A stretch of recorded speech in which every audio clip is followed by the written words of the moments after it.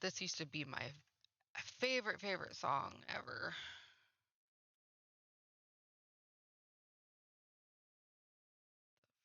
Freaking sorry, but I don't know why my everything is just crazy right now. Oh, there's a cat. Oh my gosh. You're fine. Yeah, mama. Hi. I'm washed out. I swear. This camera, this setup is crazy, but oh well.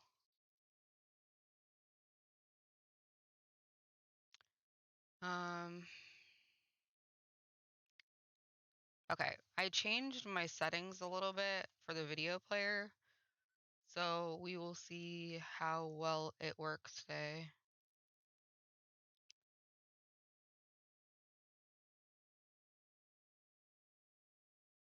But we got a kitty. There's Bobo.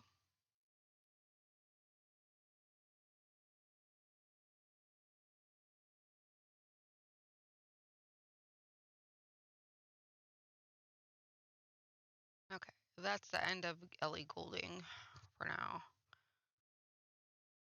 I am going to, I guess, start recording. Oh, no, I guess not. Okay, well, it's not going to allow me to start recording. Well, whatever. I don't care. I didn't record the first part anyways, so it doesn't matter.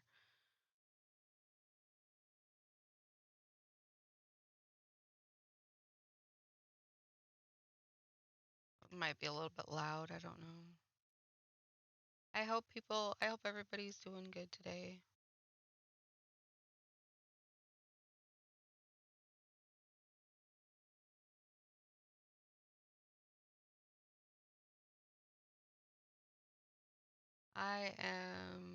I was tired, but I'm okay now.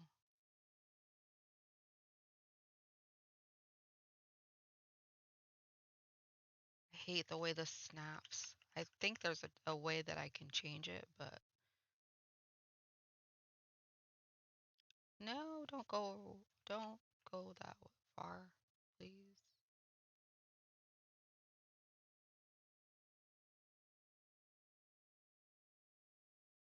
Uh,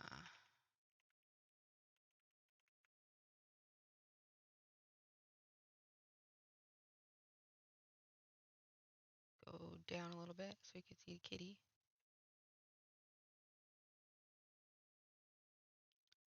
Okay, let's see here. Why do I have two heart rate monitors? Oh my god, I swear. Okay. Screen capture.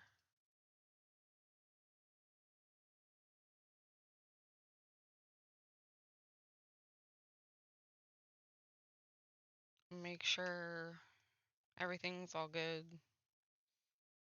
Pull it up on my stream.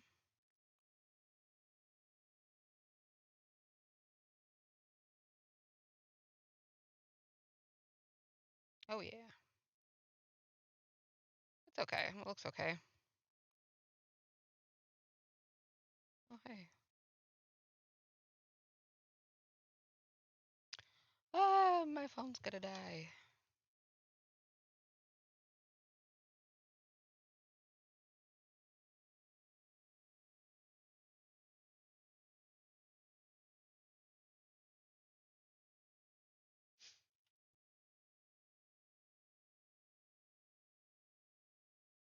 I'm gonna have to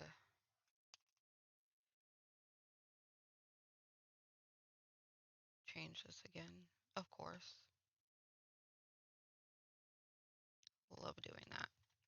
Okay, there we go.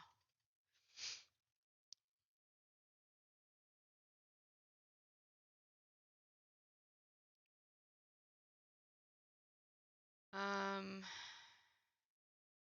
okay, I don't really remember where we were at. I wish I could remember to do some sort of recap. We're in a house. We don't know much yet.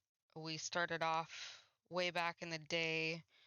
We're going through the house's memories with one of the maids. They call them Angelicas and something like that. Don't know if that was like the time that they called them that or what. I'm trying not to get this mixed up with the Black Butler lore because I've been going through Black Butler and he's got a house, and everything. So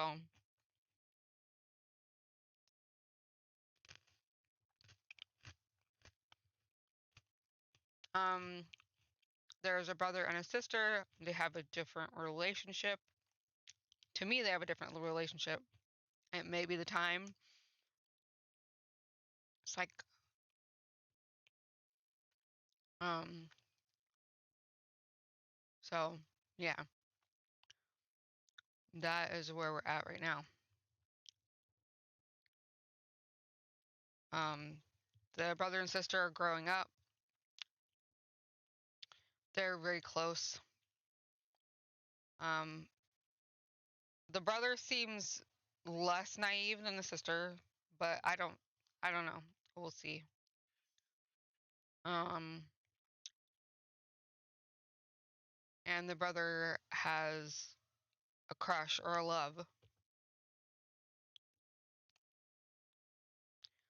So,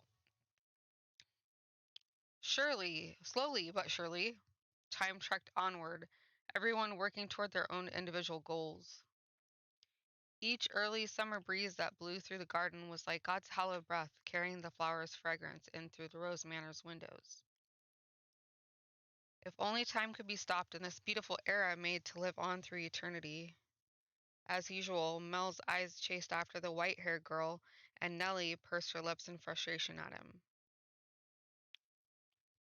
But she was still rather docile. Even taking into account how self-centered she behaved, how fickle her temper, Nellie's fits were still no worse than a playful kitten. See, at that very moment, our lively little feline had her claws poised to swat at the flaxen-haired young man. Hee hee hee. Nellie. Mel, you promised me, or have you forgotten? I haven't forgotten. I'm just asking if we can go another day. Another day? This isn't something that happens every day. I've been looking forward to tonight's performance for so long. There's nothing I can do about that. We're having a gathering at the priest's home tonight. Several high-ranking officials have come up from Manling just for this. Who cares? I care. You know, Nellie, it doesn't have to be me who goes with you. No, I want to go with you, Mel.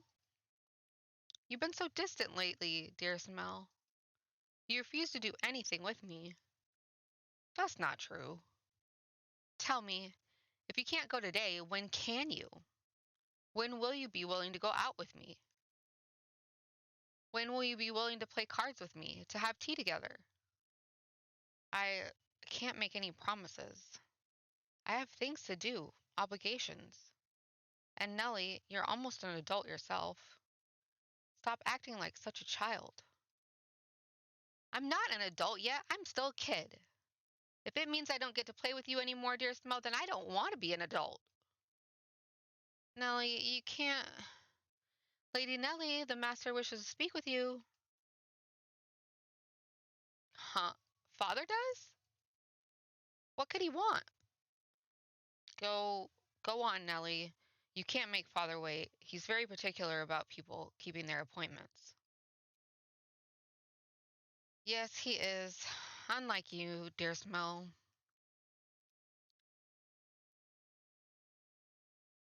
I am going to swear.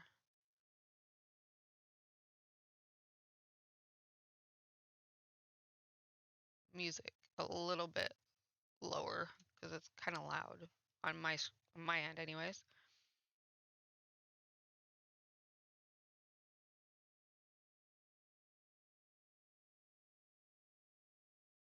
What's got her in such a foul mood? Oh, thank goodness for small miracles. Nellie just won't seem to take me at my word lately.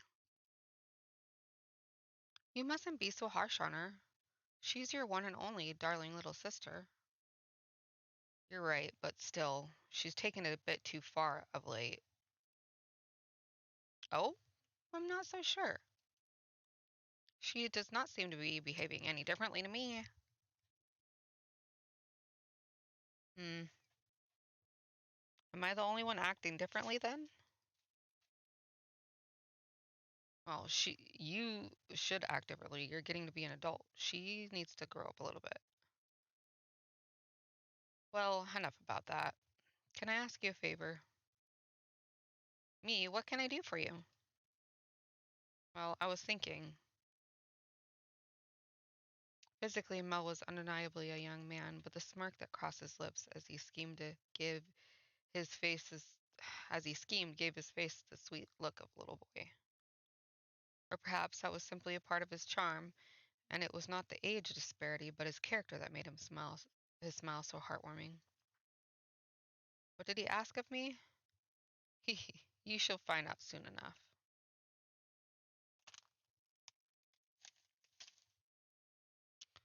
The white-haired girl. I don't know what to say during the dots. Dot, dot, dot. Hmm. She's not humming. She's just staring off into the distance. It's cloudy. And thank goodness for that, too. Though it would be even better if it were even darker out. I believe the textile shop was around here. Ah, hi there. Lord Mel, fancy meeting you here. Yeah, what a surprise. So, what do you say we take this chance and go for a little walk? Since you're sensitive to the sunlight, we can keep your eyes out for shadowy areas as we go. And if you feel unwell, just let me know. I was sent out to run an errand. Don't worry about that. Come on, follow me.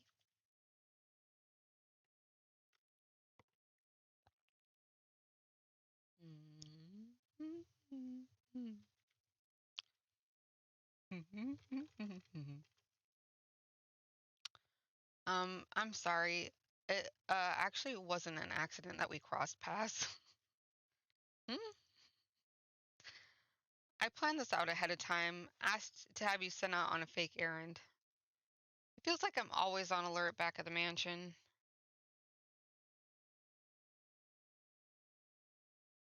Haha, can't relax in my own house. It's actually kind of funny. Geez, I wonder why. Could it be because of your sister?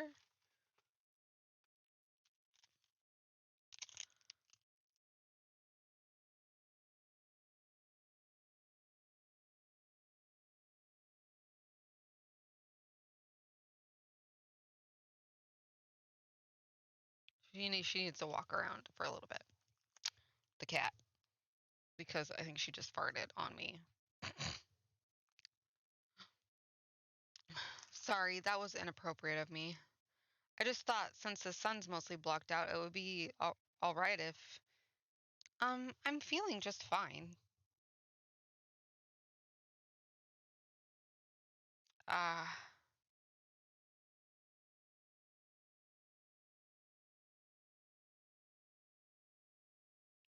of course, I get her out of the house and I can't even think of anything to say. Hey, yes? Have you settled into life at the mansion? I have. Everyone has been such a big help. That's good to hear. Indeed.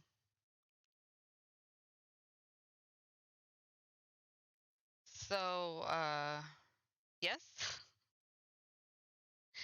Nellie told me she had you help redecorate her room some time back. Ah, yes, that was shortly after I arrived. What of it? Yeah, that day Nellie told me that you don't, um, I don't. Never mind, sorry, it's not important. It is important. I just can't ask how she feels about me.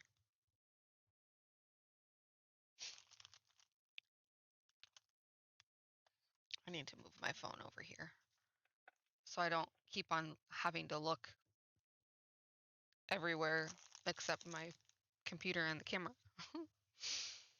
Come on, baby girl. You can come back on my lap.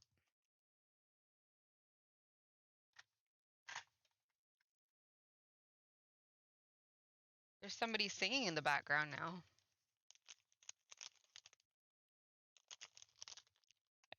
Okay, where are you gonna sit? Are you gonna sit on my lap or beside me? Huh? Which one are you gonna do? Hey, Bruno.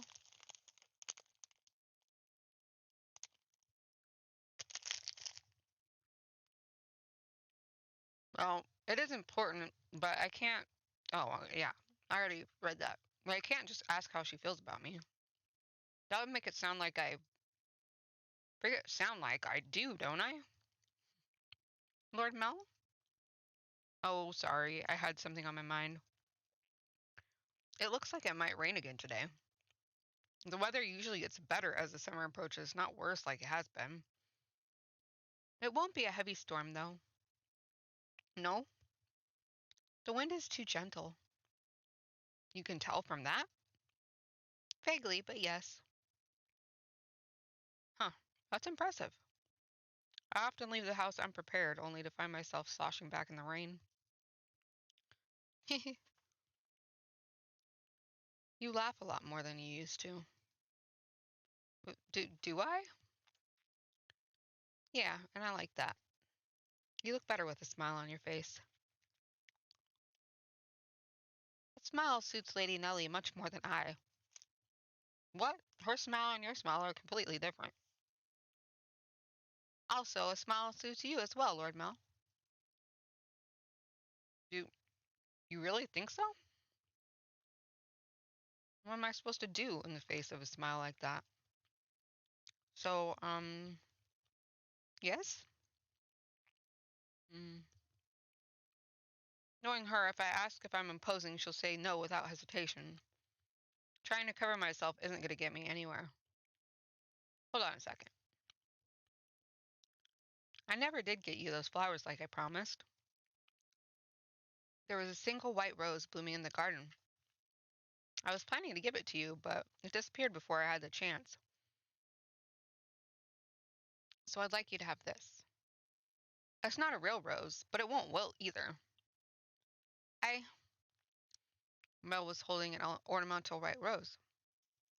It was an impressively detailed replica of the real thing, crafted by an incredibly skilled artisan's hand.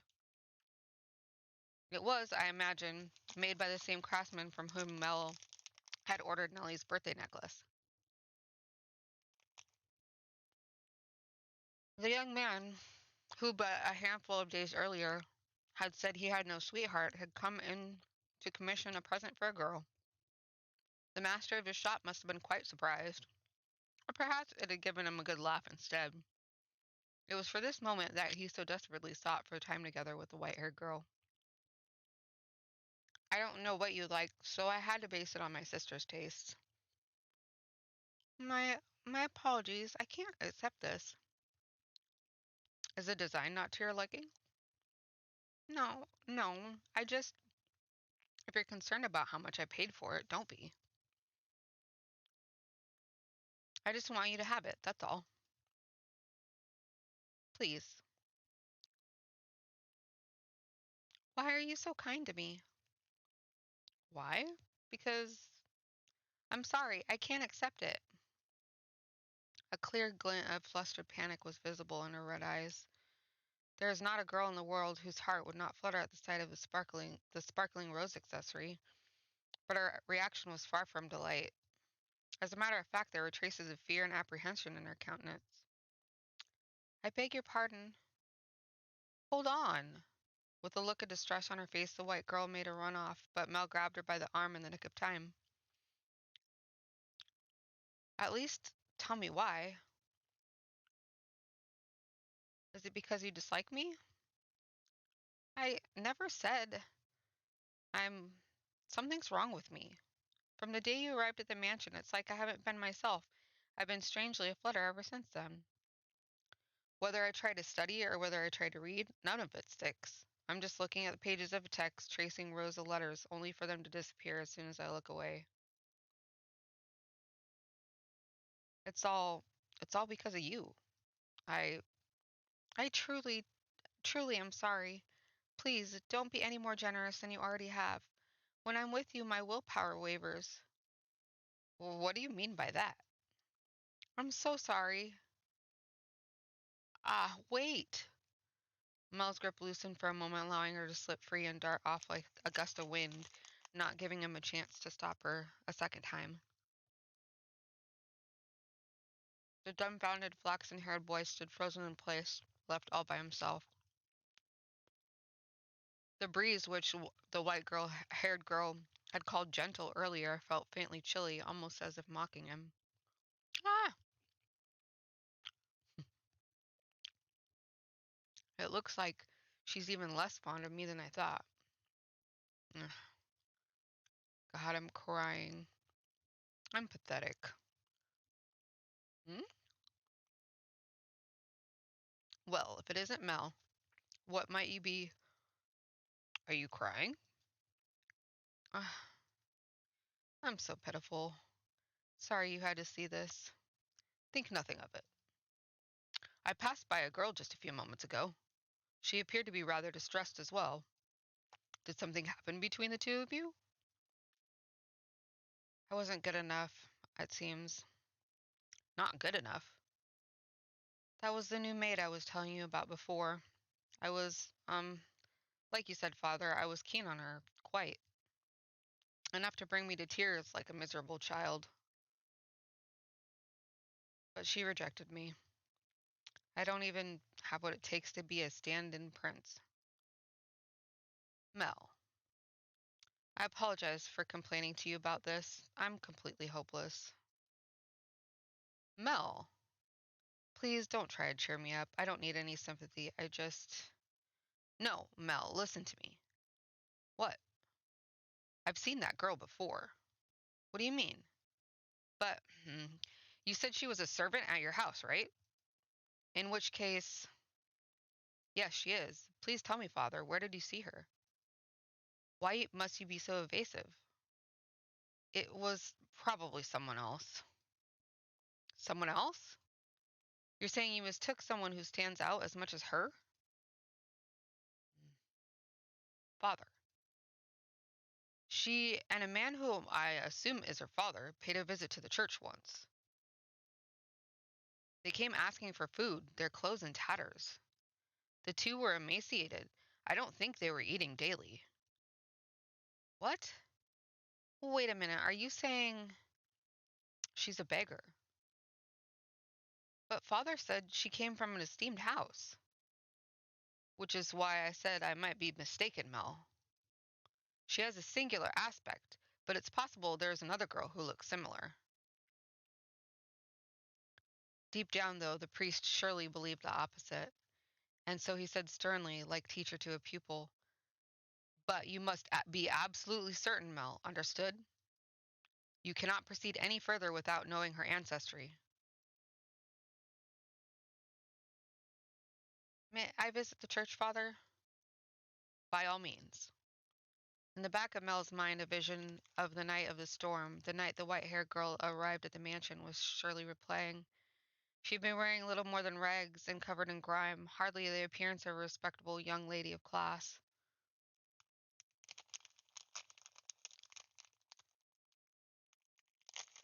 If you love her, you love her.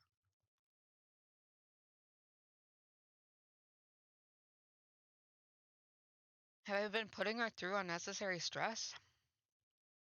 If she actually turns out to be nameless, to be rankless, no matter where she comes from, my heart is decided. I will not fool myself about how I feel any longer. No, I cannot fool myself. But how does she feel? What will everyone else think? I have to find out why she was welcomed into our house. I'll ask mother or father. No, if for some reason they don't know she isn't aristocratic, I'm better off not saying anything. But if they don't, then does that mean she's been lying to us and to them? I have to find out. This time I must get answers. No, absolutely not. You come back and the first thing you say is that? I hate you, Father. I will not stand for this. Mm. Ah. Why? Why would he just suddenly throw that on me? He didn't even ask for my opinion. No, I won't do it. I'm fine just the way things are. I'm just fine. Dearest Mel, I need your help. I don't want to get married.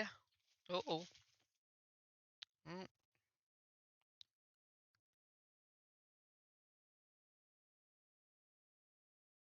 She's going to be forced into a marriage that she doesn't want to be in. And she's young.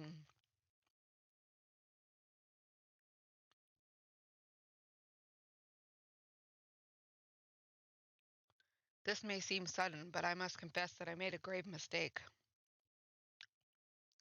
Mm-mm. My transgression is that I was not able to completely predict where this path we were traveling led. My hands were full dealing with my immediate day-to-day tasks. Could do not but pray there was happiness awaiting in the future. Happiness for everyone who lived within Rose Manor. But I am but a mere maid. There are limits to what I'm allowed to do. And furthermore, it was not my place to offer her my hand. Roads such as this one we were following have a way of diverging with little warning. And if you do not turn the wheel exactly right at those sudden forks, you may end up somewhere horribly off course. I was well aware of that, in fact, which is why I thought that I did what I did was for the best. It was happening again. I made sure the door was closed, but I could sense someone standing there.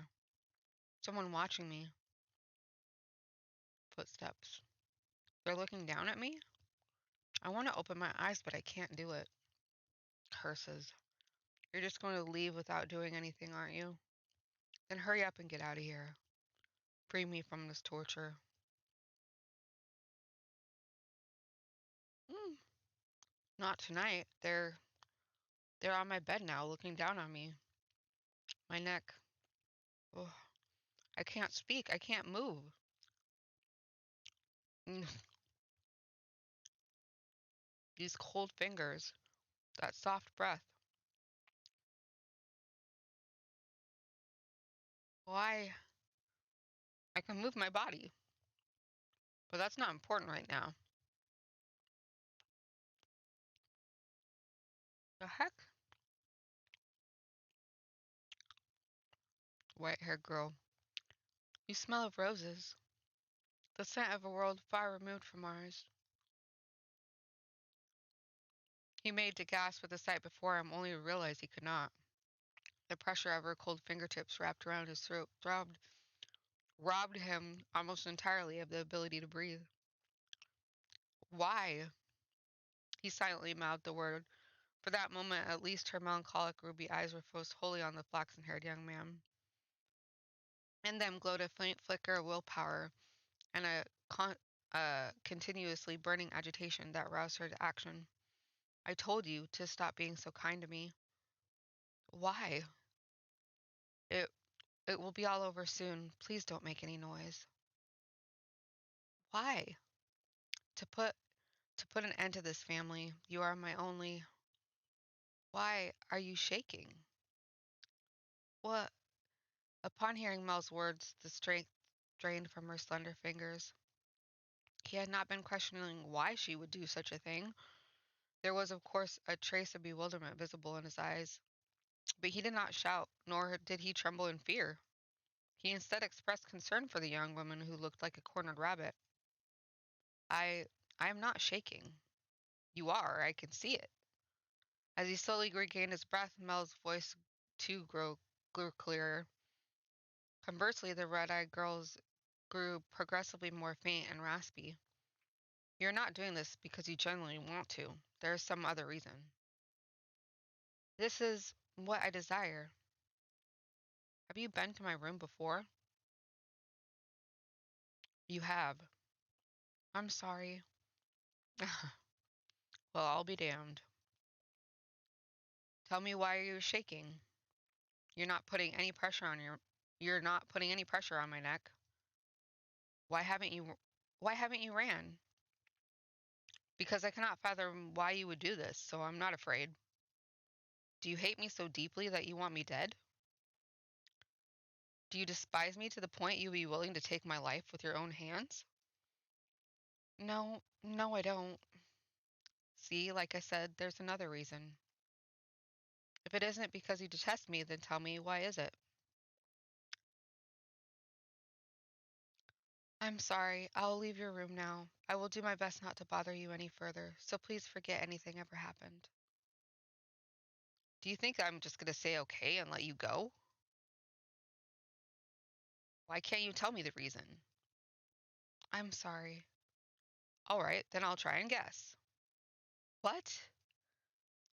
It has something to do with your lineage. You're troubled by it somehow, am I right? I thought so.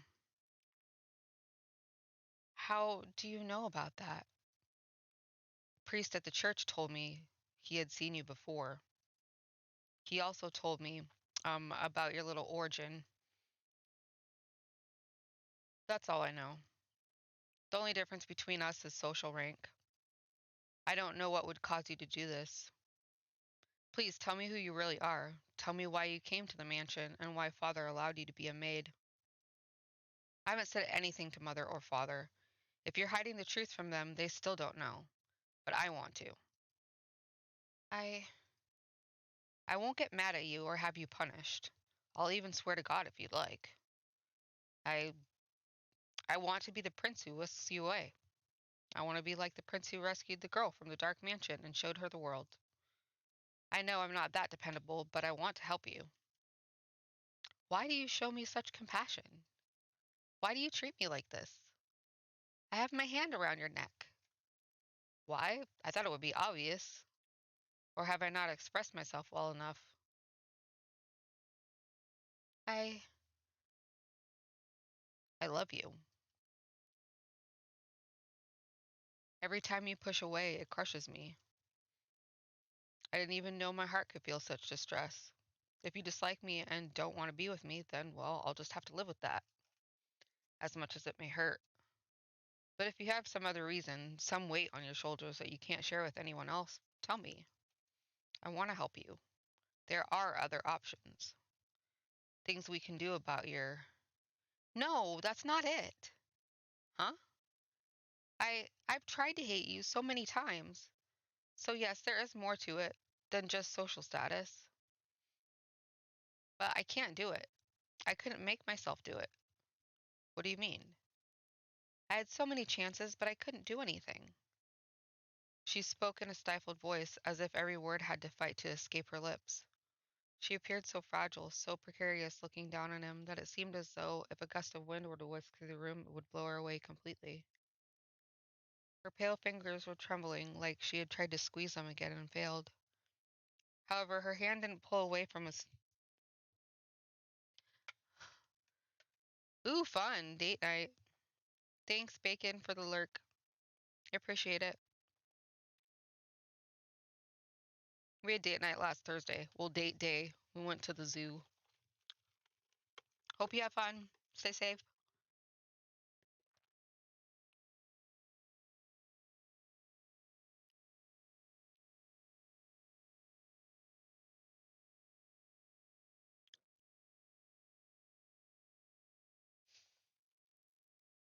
That freaking scared the crap out of me.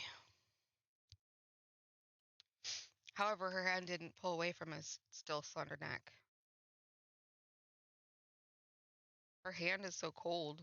He didn't challenge her, but simply kept his eyes affixed on hers as if carefully watching to see what she would do next. I'll say it as many times as I must. I love you. And I wouldn't be able to accept losing you without knowing anything. So please, tell me the reason. I'll see to it that you're taken care of. Those are words of a man with means, Lord Mel. of someone blessed enough to have pity for others. You're a foolish young man. You know nothing. But the greatest fool of all is myself. If you agree to punish me, I will talk. What is this, 50 Shades of Grey?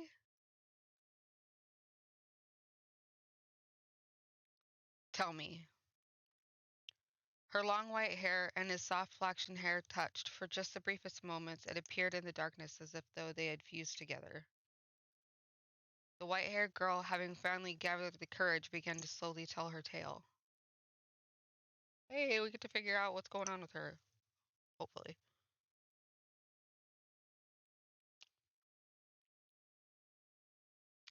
On the night of the storm, I paid a visit to Rose Manor, this mansion.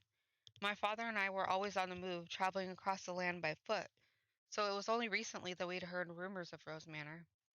There are several reasons we couldn't stay in one place. First is my unusual appearance. People often find the color of my skin or eyes disconcerting. So after living in one place for long enough. Hi, On. Well, have fun at work. Thank you for lurking. I'm doing good. I'm doing good. I'm just trying to get some streams in before I start my new job next Monday. So I hope you're doing good. I hope you had a good holiday and New Year's.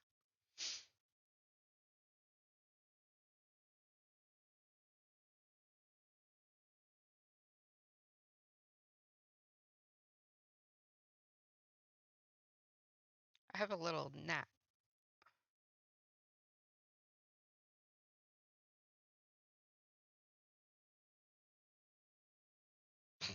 flying around. Oh, good. I'm glad.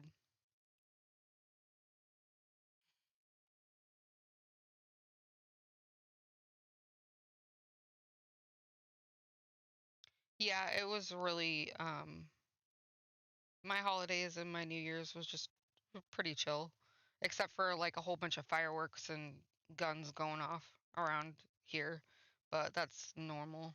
Actually, it wasn't. It was a lot crazier than usual, but eh, which is whatever.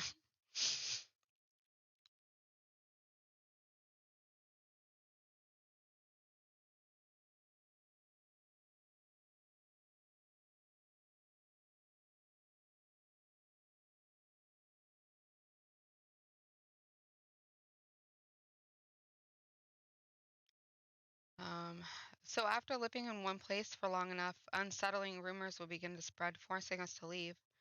Another reason was my father's line of work. He painted pictures for a living,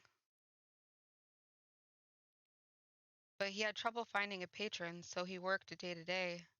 When he was no longer able to find work in a city, we would move. We were birds that migrated without a flock.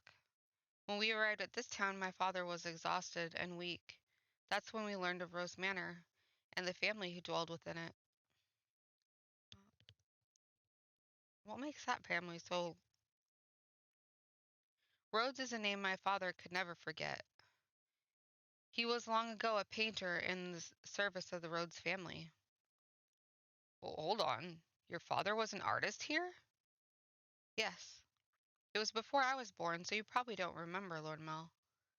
So, you knew about us before you even came here. For as long as I can remember, I've known the name Rhodes. My father was chased from your house just because they didn't like something he painted. Well, what the heck was that sound?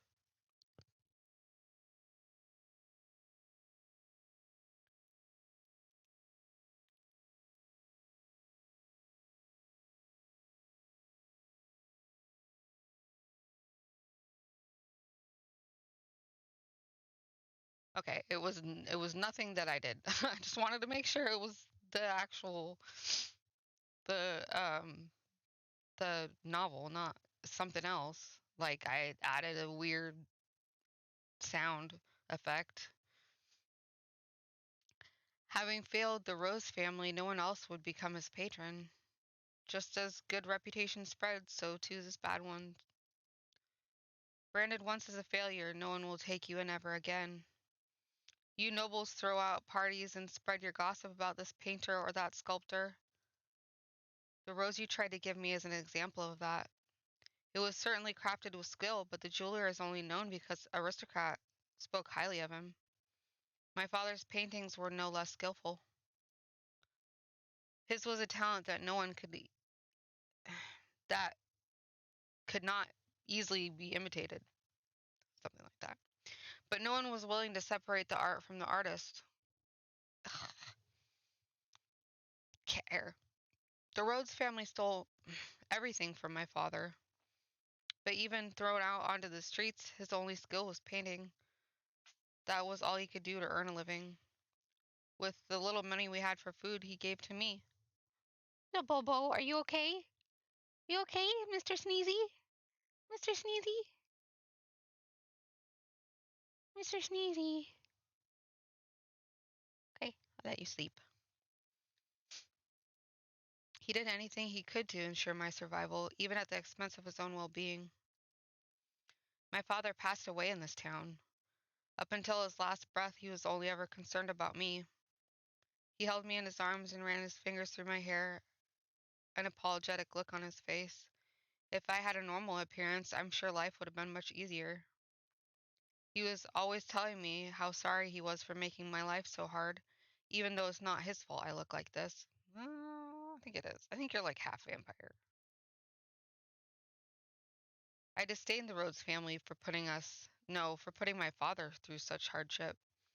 I imagine you are still living in decadence, acting as though nothing had ever happened. No, he wouldn't even care about the fate of one simple painter. Our lives meant nothing to you. And so I sought to bring misfortune upon you. And that's why you tried to kill me? In truth, I wanted to take the master's life, but your father spends so much time outside this mansion. And so, you're right. If they lost me, it would put my family in a very difficult position. That is the whole of my tale. You now know about my father and how I feel about you. Having told you of the blackness in my heart, I cannot go on living like nothing has changed. Please give me punishment. Why why would you have me put the one I love through any more misery? I'm not fit for your affection. Not only because I'm not aristocratic, but because every time I spoke with you, I did so holding this darkness in my heart. Does that not unnerve you? In the end, it was my family's actions that caused you so much suffering.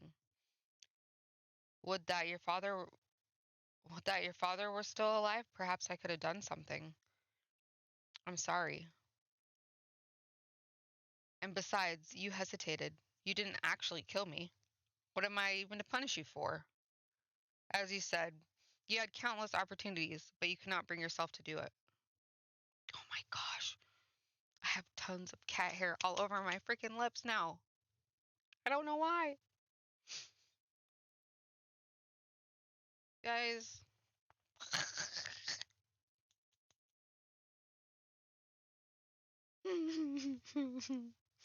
I hate having cat hair on my lips or in my mouth.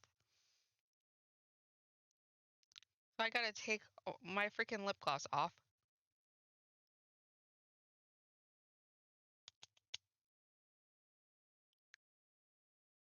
Okay. I think. No,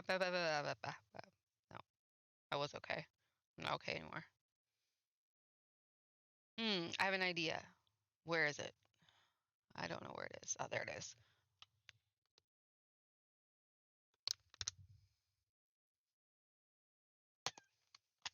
Mama! Mama! Baby wipes. Best. Okay. Using baby wipes to wipe off my lips so I could get the cat hair off my freaking lips and the sticky.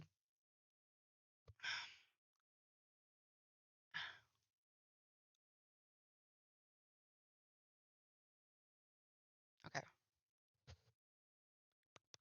Okay, I'm good.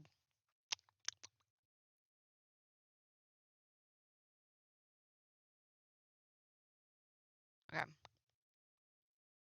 Okay. No, I'm not good. There.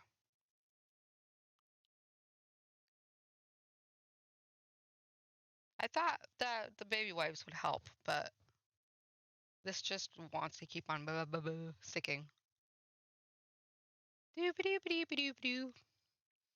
We'll just sway to the background music, I guess. Okay. I think I'm okay now.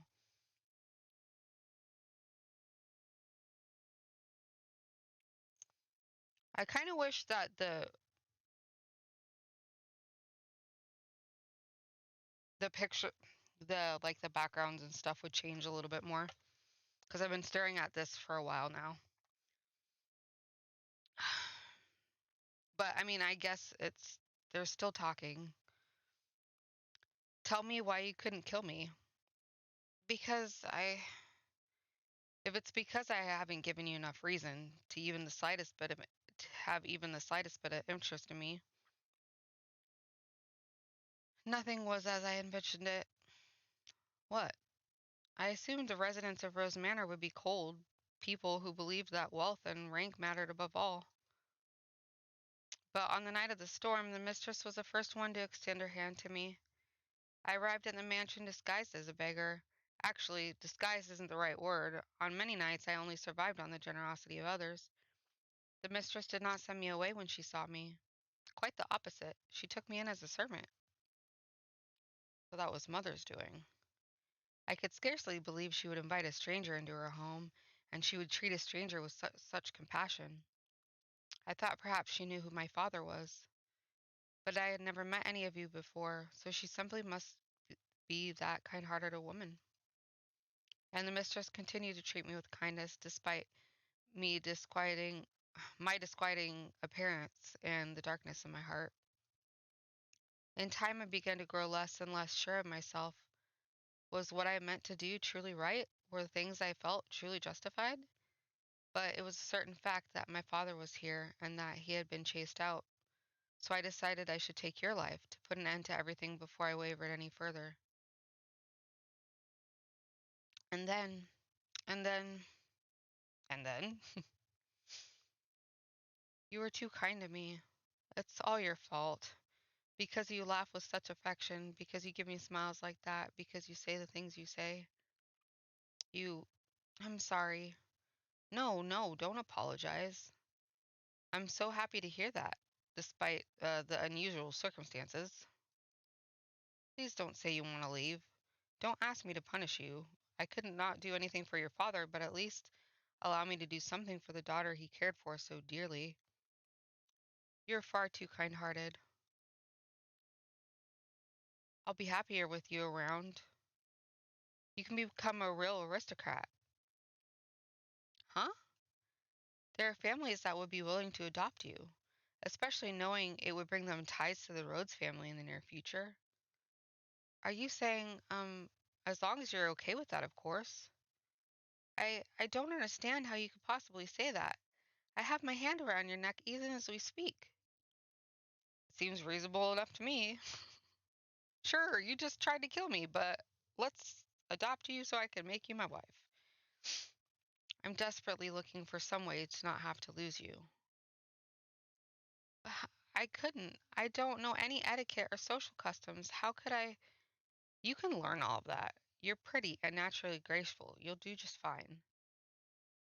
Um, you're such an aristocrat, Lord Mo. What? The way you can come up with compliments so easily, only for you. Nellie says my poetry has as much charm as a dissertation. I don't understand theater. It puts me to sleep. You laughed, thank goodness. Keep smiling. You don't have to stop. A smile on your face is a smile on mine. No matter how deep the darkness has taken root in your heart, it can still always be removed. I believe people are capable of forging their own futures. What do you say we go to the theater sometime? I promise I won't sleep through it. At the private theater, we can get seats at the far end of the second floor so we don't have to stand. And they would be pretty lavish seats, and it would give you a chance to experience the noble life. But please don't be shy. I can have clothes prepared for you. All I ask is one of the maids. I'll ask one of the maids who can keep a secret.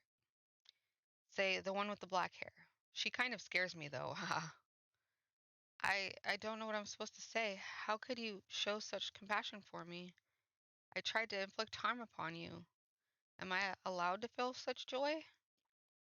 For every day you suffered, a day of happiness. That's how it has to be. To stand by my side. He softly whispered the girl's name. For several long moments her lips trembled in trepidation, but in time she squeezed them together and made a smile. He wrapped his arms around her unbelievably slender, frail frame, holding her tight in an affectionate embrace.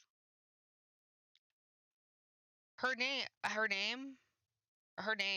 don't even know her name, except the white haired girl. So he just like whispered, "Oh, white haired girl, oh, white haired girl," I guess. Mel approached me the next day. He explained to me the course of events and then asked me to dress her up more beautifully than any other noble girl had ever been. She was already a very pretty girl, so even without much effort on my part, simply putting her in a dress, she radiated beauty. I was quite sorry. I'm still tired from today. I was quite partial to her smile, so I agreed to help, thinking that if it would lead to their happiness, I could not ask for anything more. I never anticipated what would happen next, though. Oh, this doesn't sound good. We need something. We need something crazy to happen.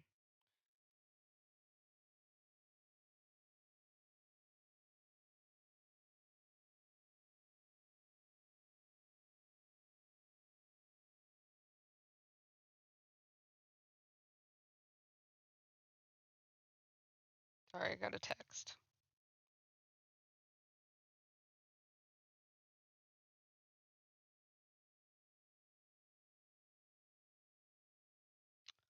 Got the text. I had to answer the text. I answered the text. Well, what's gonna happen? What's gonna happen? What's gonna happen, Mama?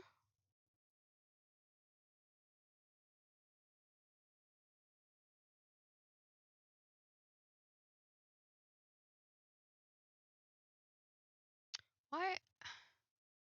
Why is that all the way down there? You're supposed to be up here. Oh, it's because of this thing. I moved this. It's supposed to be up a little bit more. There we go. Now you can't see Kitty. Okay, well, it's gonna go down there a little bit more. Kitty? Kitty sleeping. Kitty sleep.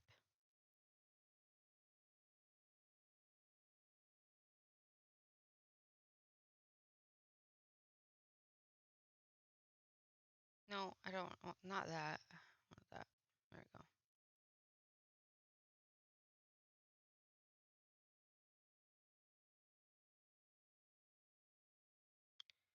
Perhaps my hopes were unreasonable after all. Someone's gonna find out something. Something's gonna happen when I don't know. Maybe they go to the film and she's gonna get. Oh wait, maybe it's Nellie who does something. God, I can't. I think there's like this one piece of cat hair.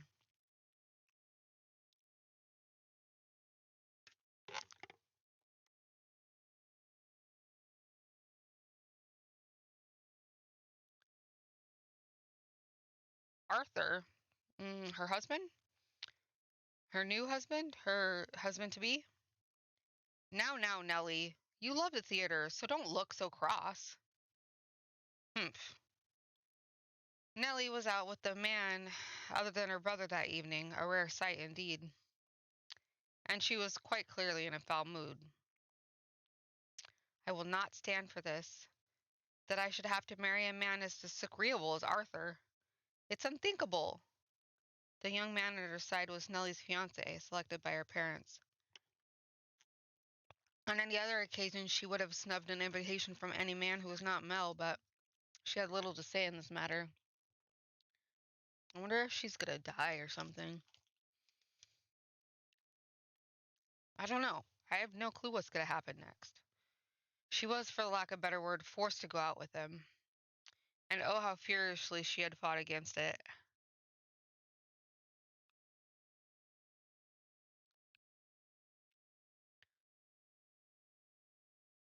She had shoved aside the Abigail, that's who it was, Abigail, who tried to fasten her corset, locked herself in her room and sobbed for quite some time. It required the combined efforts of several of us to get her ready and out the door for her date. Come on now, you should at least pretend you're enjoying yourself, or do you want people to think we don't get along? Do we get along? Well, I want to, for what it's worth. What it's worth to you is my name, not me. Are you really going to be like that? I went out of my way to take you to your favorite play. The least you could do is be a little kinder to me. What was it called again? Romeo and Juliet? It's been running for 6 or 7 years now. A family like yours or mine could pay to have a brand new script written. So why should we have to see an old play at a theater full of commoners? It may be private, but even so, I would rather just have this show put on my estate. Stop talking already. Why should I why should I have to marry someone like you? I have absolutely no desire to marry you. Whatever it takes, I will put a stop to this. I'll talk to father as many times as I must. Please don't make such a scene. It's shameful. There are people around, remember, you represent your family. Besides, our families are hardly strangers to one another. Try as you might, I doubt you can get rid of me. No matter what you say, you can't break this engagement.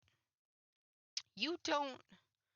Your parents gave you too much freedom, and look what a spoiled little girl you became because of it. Goodness, you're going to be quite the handful. Oh, get off your high horse.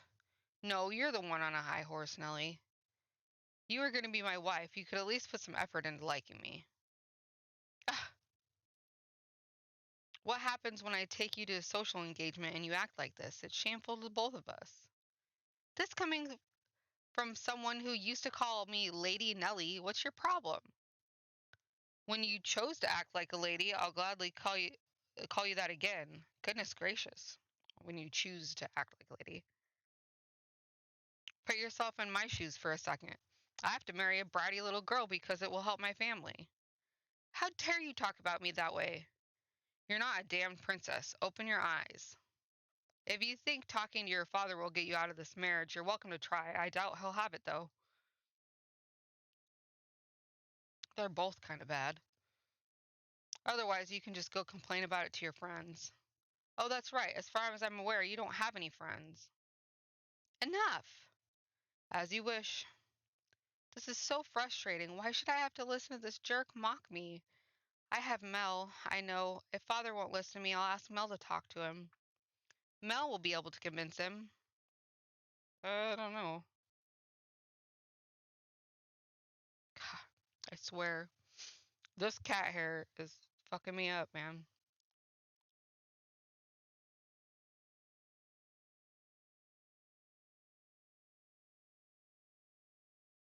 Come on now, your favorite play is about to start.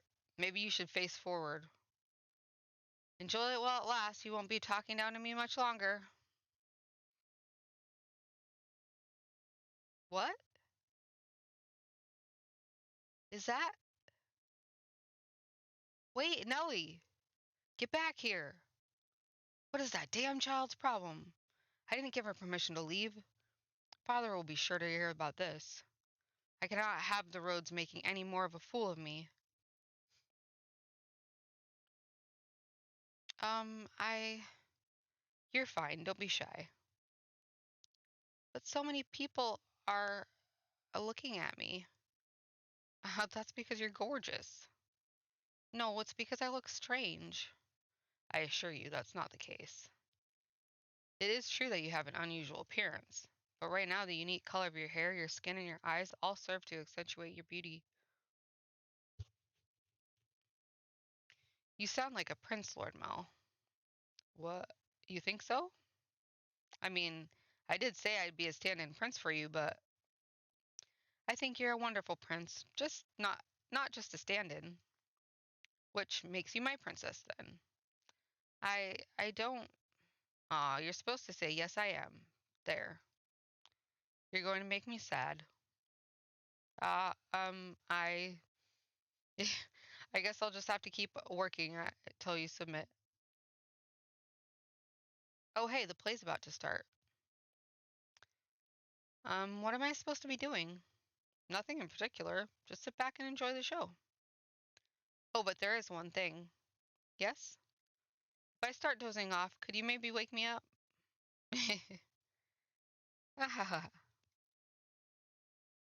uh, nah. What? Dearest Mel. Nellie? Dearest Mel, what are you doing here? I, I, I asked her to join me. It's nothing to get worked up over. It is. It absolutely is. How many times did I ask you to come with me and you wouldn't? You don't even like theater, dearest Mel, and you brought her? You're right. I'm not especially fond of plays, but I wanted her to be able to see one. Why are you making such a big deal out of this, Nellie? She's not suitable for you. What? She isn't good enough for you. Why would you choose her? She's creepy and you have no idea where she came from. Don't talk about her like that, Nellie. But you don't even know who her family is. I do. What? Lord Mel? It's fine. You just stay quiet. Like the other maids, she comes from a respectable house. I looked into it. However, circumstances prevent me from telling you what house that is. No, you're lying. That can't be. She doesn't act like a lady. She lacks etiquette and she probably can't even dance. You expect me to believe someone like her is from a good house? Enough already, Nellie. Mel, you yelled at me. You have my word. You don't have to worry about her. So please stay out of this, Nellie. It isn't any of your business if I spend time with her, is it? But, dearest Mel, you need to stop hanging all over me, Nellie, and find someone for. Wait, what are you doing at the theater? Are you here alone? Uh, oh yes, dearest Mel, about that. I have a favor to ask of you. I've been wanting to talk to you about this since yesterday, but I haven't seen you at all. Settle down, Nellie. What is it? Father had me engaged without consulting me, and he picked Arthur, that disagreeable little. Oh, right, that. I already know. What? I heard it from Father. That reminds me, you didn't show up at breakfast this morning. I see now, it was because of your engagement. Dearest Mel, is that who you're with today? In case you should get back to him rather than waste any more time with us. You knew I didn't want to get married, Mel, so why? Why didn't you talk Father out of it? Because it's your time, Nellie. If there's someone else you'd rather be with, then, well, you could try persuading Father, but you're the only prince for me, dearest Mel, and a prince always grants his princess wishes. Doesn't he? I just want you to say you'll do that for me, dearest Mel. Lady Nellie, you stay out of this. It's all your fault. It's all because you showed up and played your little tricks on him. I warned you about this rat, dearest Mel. She's not suitable for. I told you I had enough already. Jeez, don't smack her. How much longer are you going to continue acting like a child? I can deal with you being a spoiled little girl, but how dare you be so derisive to someone else? Mel, hit me. Lord Mel. Go on, the show's about to start. People are giving us dirty looks. Return to your betrothed now. I will apologize to him afterwards as well. You said you would always be by my side, that you would always be my prince. The time for make believe is past, Nellie. No, I refuse to believe it. I will not have it. Nellie. My goodness, that girl. Are you not going after her, Lord Mel? No, just let her go. She's gonna end up dying. The only place she even has to go is home, or end up killing herself. I just wish she'd start acting a little more like an adult. I imagine Lady Nellie simply. She what? No, it just wasn't my intention to get between you. Don't blame yourself. It's not your fault we had an argument. But you two are so close. Well, yeah, we're siblings. We're close, but nothing more. I do care about Nellie and I enjoy spending time with her, but she's my sister, nothing more. Anyway, sorry for making such a scene. No, I imagine she left her betrothed behind without saying anything, so I'm gonna go apologize to him. We have to keep up appearances. Stay here, I'll be right back. Very well.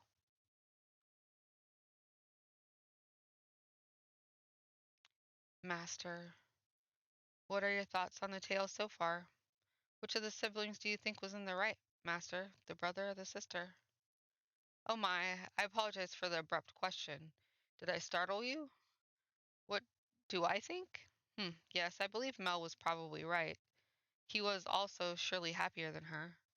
As Mel had anticipated, Nellie fled from the theater, leaving her fiancé behind. She forced her way into a carriage stopped outside, probably one for a different nobleman, and ordered it to take her home. Mel's assumption was correct. The only place she had to return was to the mansion. The sun was beginning to set, and as a young lady she could not simply go wandering through the town alone, nor did she have any acquaintances to take her in.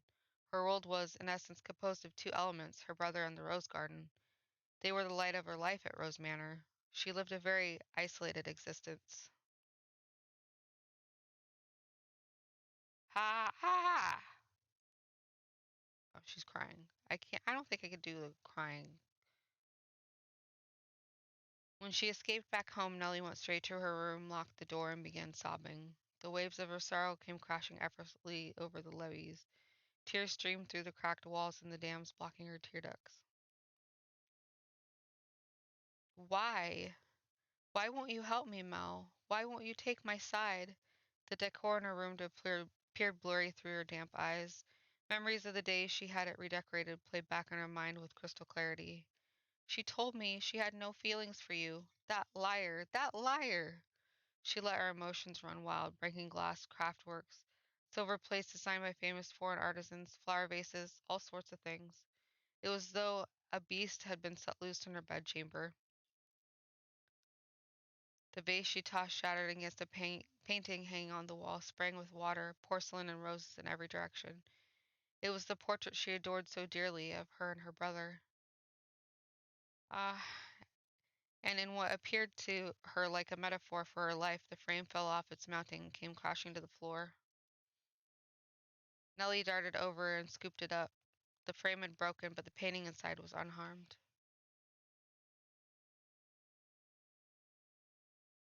The two smiling children were still a very large image of happiness, inseparable siblings gently holding one another's hand. My prince is no more. Though in her present state of mind, that image of happiness brought her nothing but misery, and the worse she felt, the more frustrated she grew at the smiling girl and kind boy of her past. The princess is no more either. You're not a princess any more, Nellie. Some other woman has taken your place. I trusted you, Mel. I believed you would always be there for me. This painting is nothing but a lie. That's not the real Mel. That's not the real me. It's all a big fat lie. A lie. I wish this painting never existed. That it was never made. That I never had a brother. This painting. In a fit of emotional distress, she scratched feverishly at the painting she once considered precious. She put more force into her fingers than she or perhaps anyone might have imagined she could. Flakes of paint began falling off the canvas, and in time she noticed something peculiar. Huh? What is this writing? Something's hidden beneath the paint? Just a little more. A date? Why would that be hidden? What could it be for? Completed May 1587. Oh, it was dude's, the dude, the girl's father. She read aloud the faded, scratched up handwriting. After staring blankly at the text for some time, the color in her face began to drain. What is this? How? How could this have been painted 16 years ago? I I wasn't even born yet then, and Mel would have just been a baby. Is this not me? Is this not Mel? There's still more writing. Urged on her by her rapidly pounding heart, Nellie furiously scratched away at the painting. Even as her clean pink fingernails were soiled with fragments of paint and blood, she did not stop. She was so overwhelmed by trepidation that she couldn't stop. She had a horrible premonition that something was about to happen, something indescribable, incomprehensible. This is how I envisioned your son and our unborn daughter might look several years from now. Your son and our unborn daughter. So they're not full. So this was a painting of the future.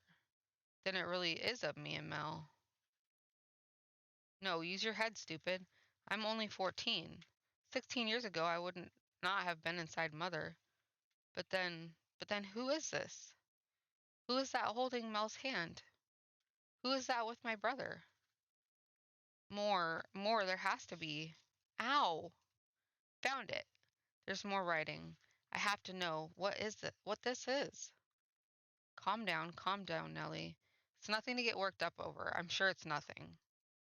Calm down and read. There's nothing to worry about. If our unborn child, this is what the writing on the painting said. If our unborn child does not have your hair color, then you will probably not be able to take her in as your own. Okay, so she's adopted. I will be punished and my life will be made miserable. And so I prayed this child might have flaxen hair.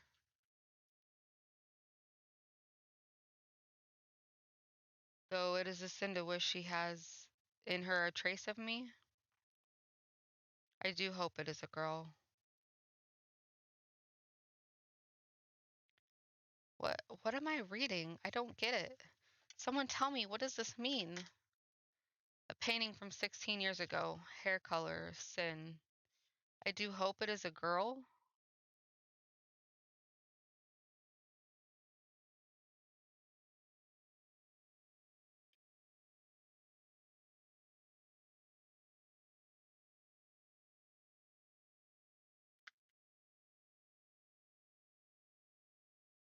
Yes? It's Nellie. Let me in. Lady Nellie? Oh, you changed out of your dress. That's a shame. It looked nice on you. Hey, it really did look so nice. Almost like you were a princess.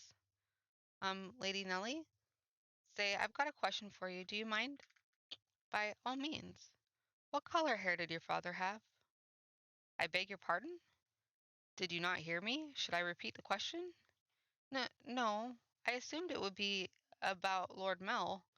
I'm just so curious about where you got that white color from. I, my father was more tan than white, so I didn't inherit my paleness from anyone. I asked you about your father's hair color. Why would you want to? There's no reason you can't tell me, is there? My father, had white hair, but that was simply because he was an older man. I don't think he was born with. Ha ha ha. Lady Nellie? Ah, he. Hey, guess what? I've figured all out. I have figured it all out. And it was so simple. There's only one difference between you and me. The thing that Mel fell for is. Well, why do you have those? No, stay back.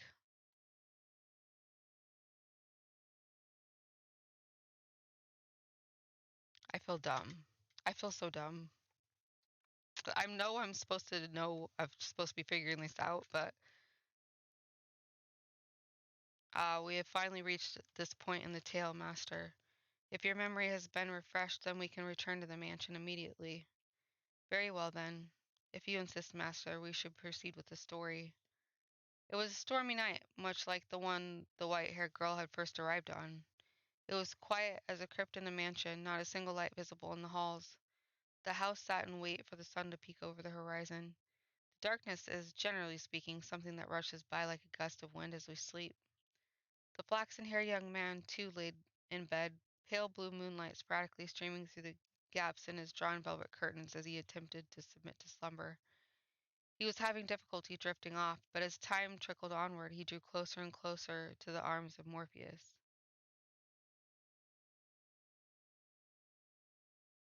Suddenly, he sensed a presence in the room, much like the one from those nights from some weeks earlier.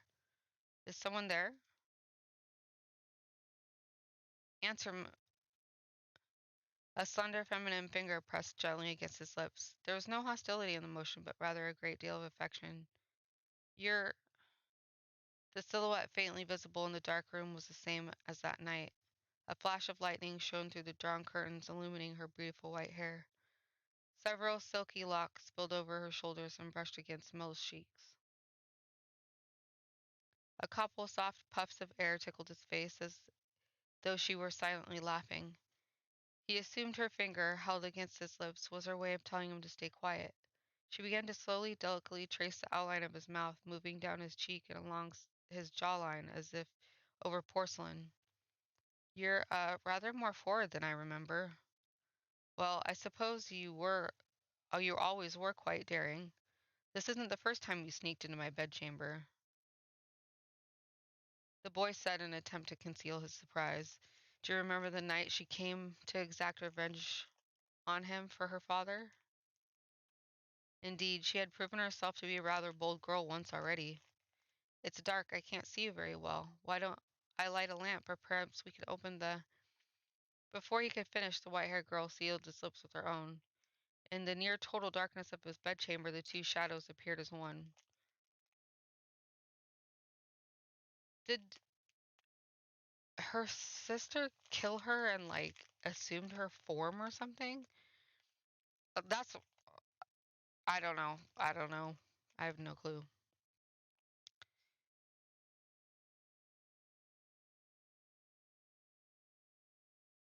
They remained that way for several minutes. Their kiss was innocent, no more than pressing together of two pairs of lips, and at the same time the white-haired girl lovingly ran her fingertips across his skin. When their lips separated, Mel gasped for air. It seemed like he'd been holding his breath. Slightly embarrassed at himself, he said,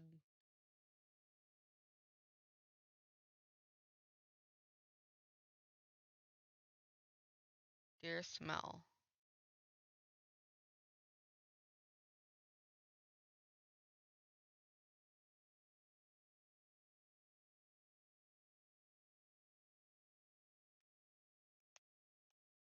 Nothing.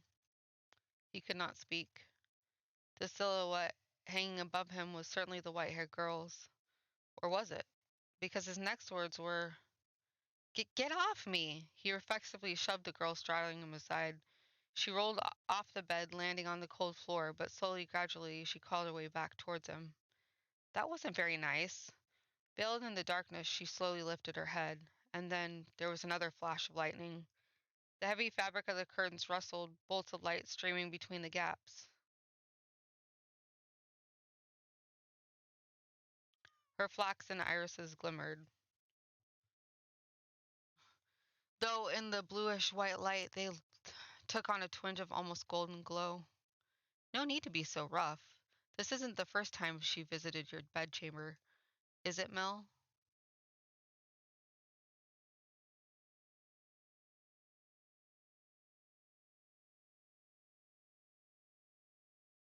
I'm listening to what they're saying in the music.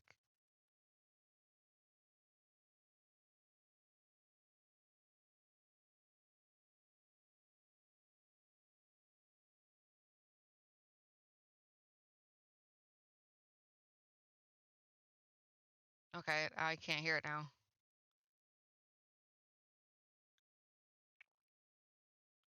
I was right. She somehow took the appearance of the girl when.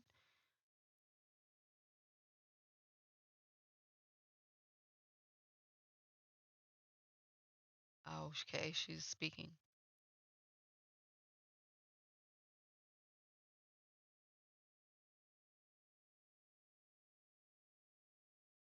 I don't know what she's saying or what language it is, but it's creepy. Or did I not kiss you the same way? Tell me, how does she run her fingers across your skin? What does she do when she nuzzles up to you? Stop. Stop this madness, Nellie. Why would you do this? Because you like white hair, don't you, Mel? You like white hair, which is why you fell for her, isn't it? So if I have white hair, then you'll fall for me too. Then I could be your princess again, dearest Mel. What are you even talking about? He could not escape from her, from his sister's piercing gaze. What happened? How could she?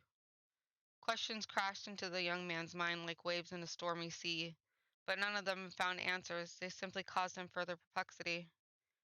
Your hair, what happened to your hair? How did you get it that color?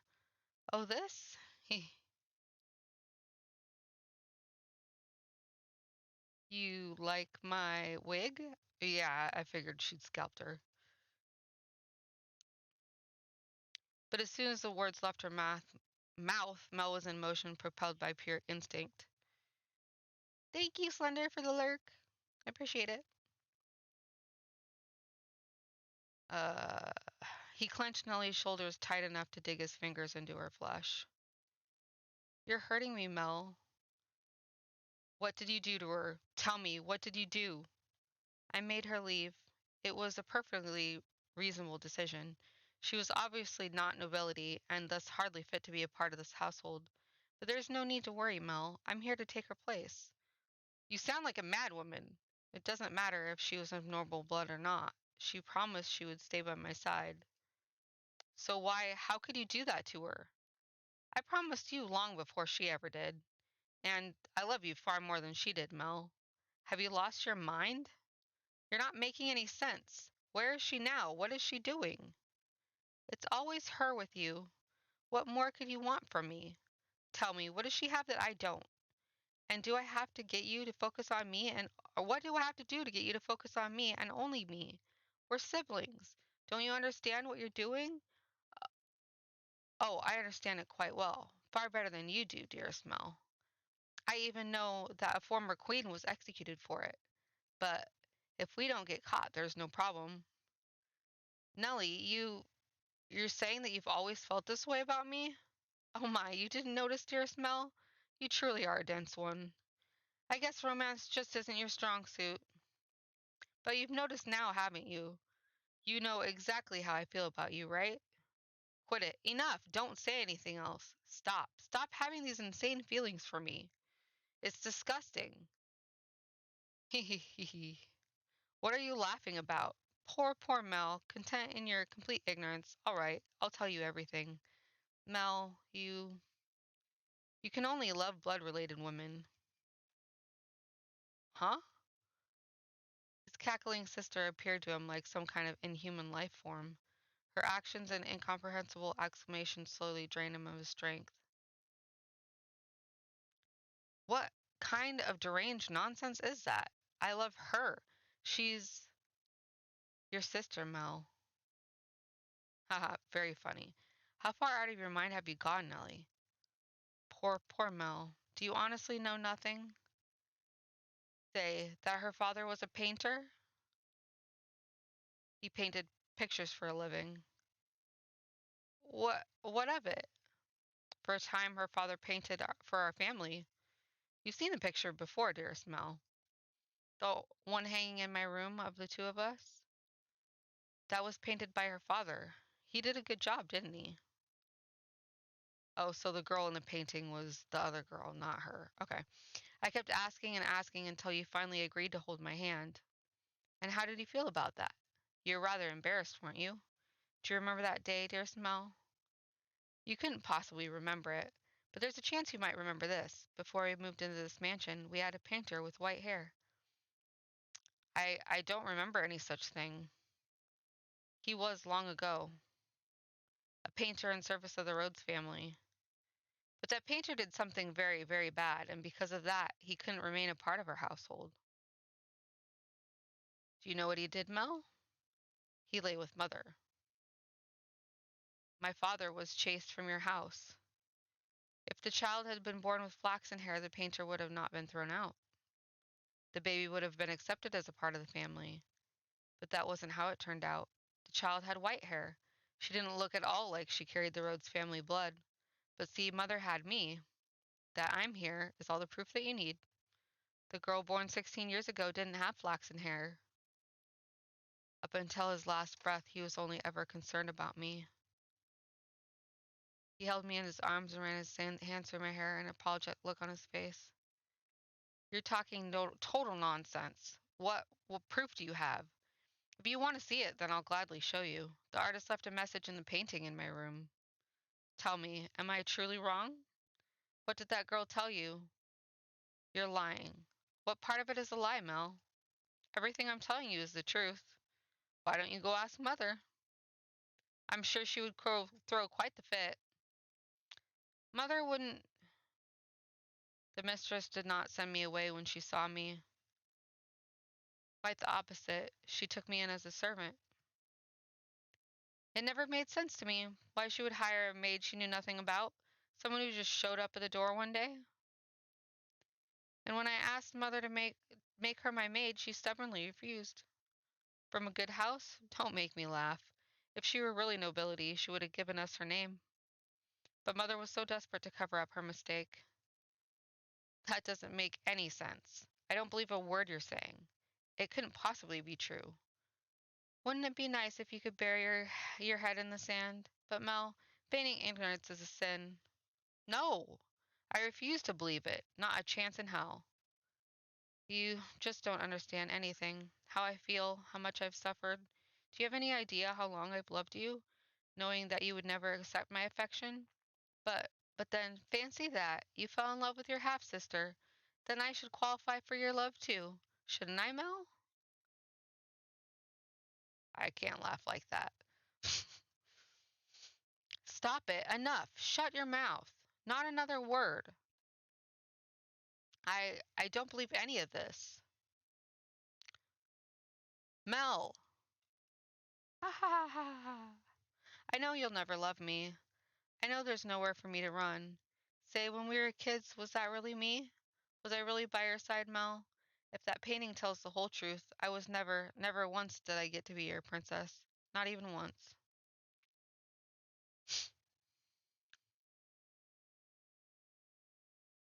Dearest Mel, everyone just loves to dote on me. They're always telling me how pretty I am. Mother does, father does, and all the maids do too. I can do anything I want. So for me, acting like a spoiled child is the only form of rebellion I have. I don't have the kind of freedom you do, Mel. I'm just a doll for the family to play with. When I have visitors, it's only ever for show. It's not my fault that I don't have friends. Mama's watching.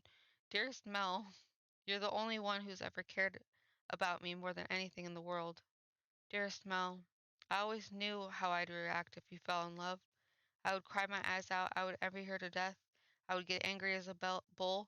But eventually I would have given up. I knew I could never have it my way after all. My feelings would never bear fruit. So why did she have to be your sister? Tell me, why?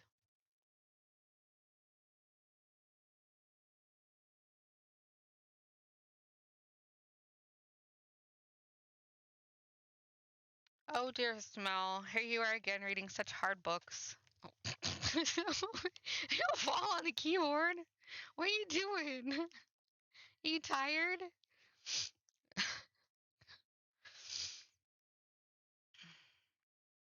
What are you doing? What are you doing? Your eyes will go bad if you spend too long staring at the pages. God, no more hair. I'll be fine, Nellie. It's not like I'm reading 24 hours a day. No, that's not good enough. If your eyes go bad, dearest Mel, you won't be able to see me anymore. How you worry too much. I can see you fine and well, my princess. Your hair glimmering like the sun and your beautiful smile. I can see you clear as day, and that'll never change. Hee hee hee. Plus, the skies are clear today, so you're even more radiant as usual. You know this is my favorite season. Winter's cold, and there's so much rain, I can't stand it. But As it gets closer to my birthday, the clouds go away. And I just adore the sun. Ah, yes, it's almost your birthday, isn't it? Have you decided what you're going to ask Father for? Not yet. I want pretty dolls and shoes with sparkling gems. And I also want a pretty dress like the one Mother wears. Ha, that list is long as asking a bit much, even for Father. But, but dearest Mel, hmm? I already have what I want the most.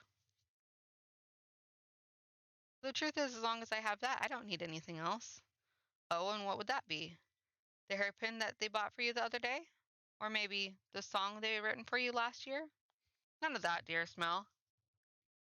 Huh, then what could it be? Geez, I wonder what. Now I'm really curious. What is it that's so valuable to you? That's a secret. Girls have so many secrets. I don't know what to do. Hee hee hee. Say, dearest Mel, would you run your fingers through my hair? Just for a little bit. What's gotten into you, Nellie? Why are you so hungry for attention all of a sudden? Please, dearest Mel. Oh, Nellie, what I'm going to do with you. Come over here. Hee hee hee. And I want to sit on your lap. Yes, as you wish, my beautiful, beautiful little princess. Say, dearest Mel, what is it this time, Nellie? Right now, I'm so incredibly happy.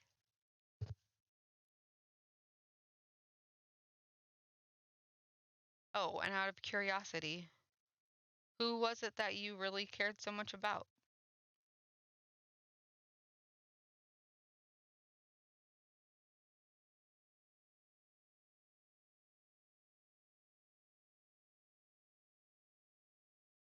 Ha ha ha ha ha! In a fevered frenzy, Mel fled from the mansion. Even in the early summer, the night was cold. I'm just gonna let her run for a few. Might as well.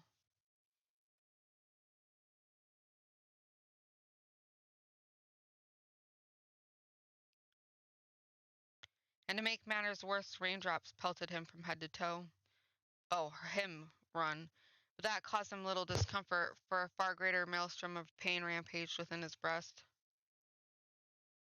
You were dumb to not see that, but at night the town took on a different appearance. Not simply for lack of illumination, but the people active within it as well. It was not a suitable place for a young aristocratic man to go wandering unattended. The darkness is not only the abode of devils, but beggars, thieves, criminals, and all matters of things undesirable. Yeah, especially if he's worth quite a bit. Exclamation mark! But despite that, he continued to run, knowing not where he was going to head. He simply went where his feet took him, and where he arrived was the church. Oh God, what's the priest gonna say? Father! Father! God should be able to offer me counsel. I don't think so. God can't help you now.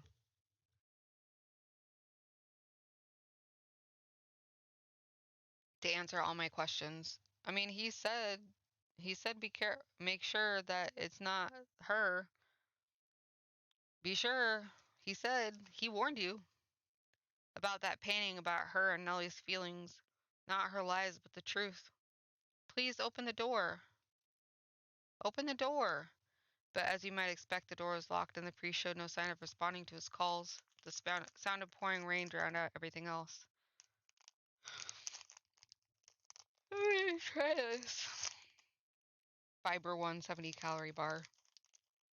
While I do that, I am going to go on a little break for just a few seconds, minutes.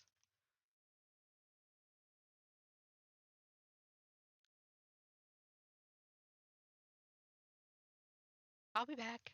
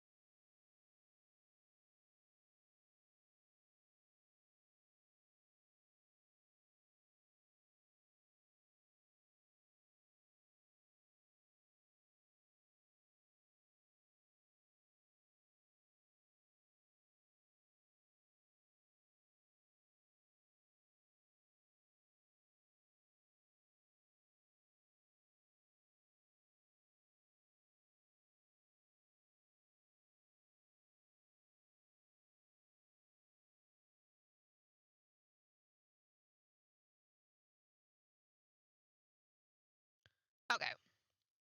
Sorry, I forgot the microphone. Oops. I got coffee with whipped cream on it, the top.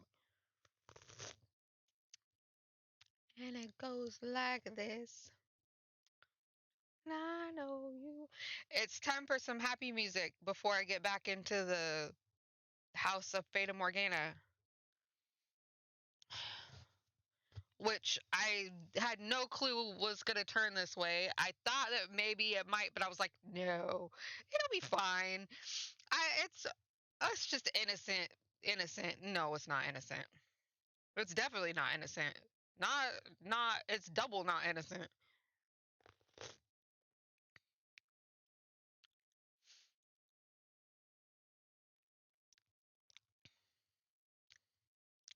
You can't have none. You can't have none. And Bobo wants some too. Bobo, you can't have any. I'm sorry. I'm sorry, buddy. I'm sorry, buddy. I'm sorry. I love you. I love you. I love you, baby. Look at my baby boy. Oh, he just washed himself. You're all wet. You just wash yourself? No, you can't have any.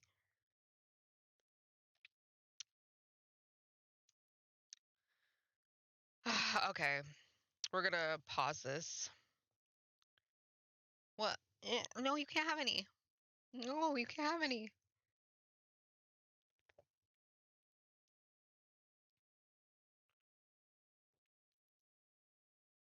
No, you can't have any.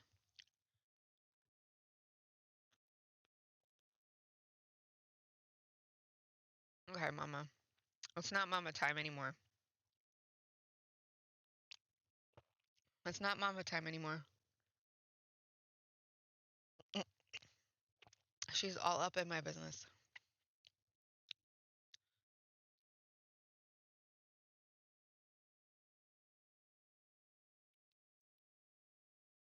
You're all up in my business. Okay. Okay. Time to get down. Time to get down. His head dropped feebly. He looked like a helpless little calf who had wandered alone onto a dark, precarious mountain path with no end in sight. Why? Why won't anyone tell me the truth? Your sister is telling you the truth. All I want is for someone to tell me it's not true. Have I sinned? Well, I mean, you didn't know, but you should have heeded the priest's warning.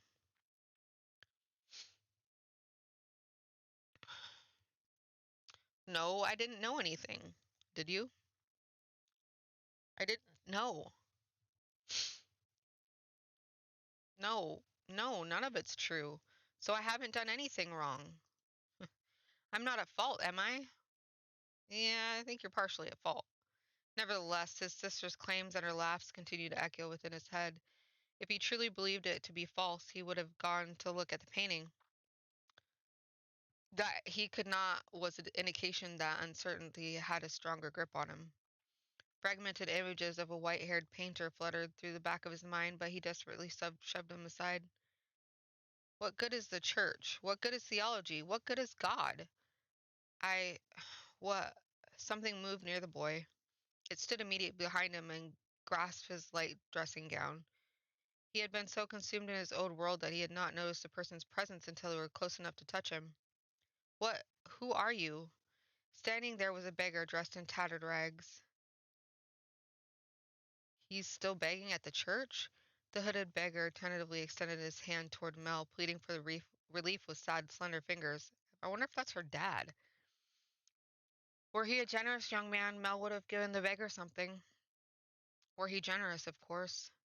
Oh, Lord, get your filthy hands off of me. I don't have a damn thing to give you right now. Don't you dare touch me. Suddenly, suddenly, the beggar's head turned upward. My eyes catch the beggar's. Her hood fell back, revealing a hairless head. Wha- e- A pair of red eyes gazing bitterly through with a familiar, distinctive glimmer at Mel. Red eyes. She immediately covered her face and turned to a run. It can't be. The beggar that always been here was a... But you said yourself that they would not survive much longer. How can you be certain she was that same beggar? Wait for me. Perhaps as someone of such high social standing, all beggars appeared the same to you. Or perhaps you wanted to believe your meager generosity made a difference, that you did something of value. I will not say it's wrong to think so. Wait for me. I chase after the fleeting girl. Though I shout for her to stop, she continues to run. The rain is so heavy I'm afraid I might lose her. I'm terrified. But I didn't do anything wrong, did I? I'm begging you, please stop. I just want to talk. She comes to a stop at the corner. Please do not go around this corner. It's you, isn't it? I'm sorry. Why are you apologizing? What I said back there was terrible, and for that I'm truly sorry. I didn't realize it was you. Please come back to me. If you're concerned about social status, I'll figure something out. And Nellie's getting married off soon enough. Oh, yes, Nellie. Nellie did some horrible things to you. She's lost her mind. I can't believe she was talking nonsense. But don't worry, she'll be out of the picture soon enough. I'll make sure you're safe. Say something, please. Are you angry? You're angry, aren't you? I'm not angry at you. I'm not. Did you know everything? Did you come to our house aware of everything? What? Did you tell me, please? The priest isn't around and everything Nellie says is a lie. You're the only one who tell me it's not true. What are you? Our relationship.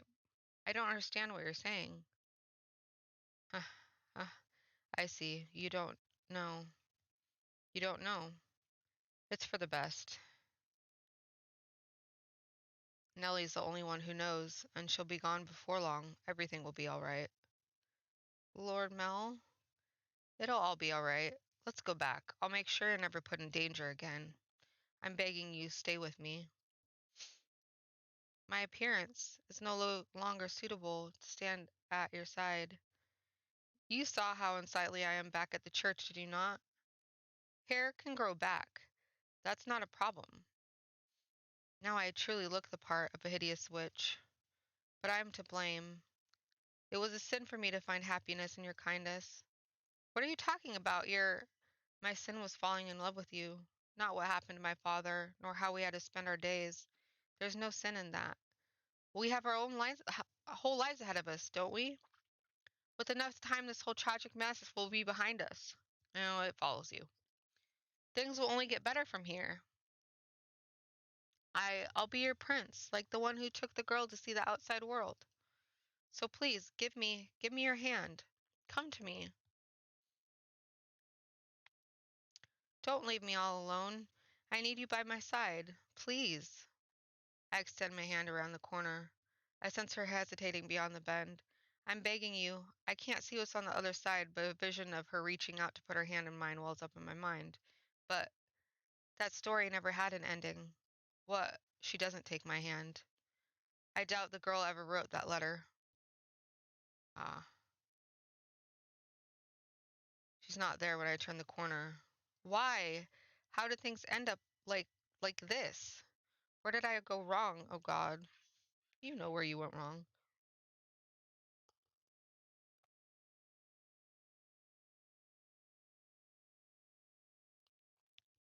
Your error was likely your kindness, thoughtlessly, haphazardly spreading your generosity.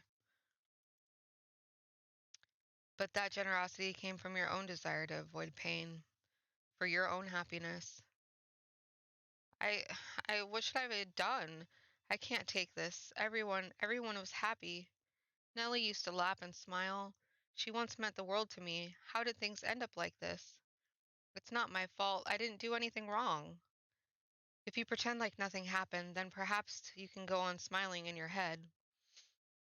But regardless, you must follow the path you tread. It's your path alone. The path you chose when, in that moment, you decided to run.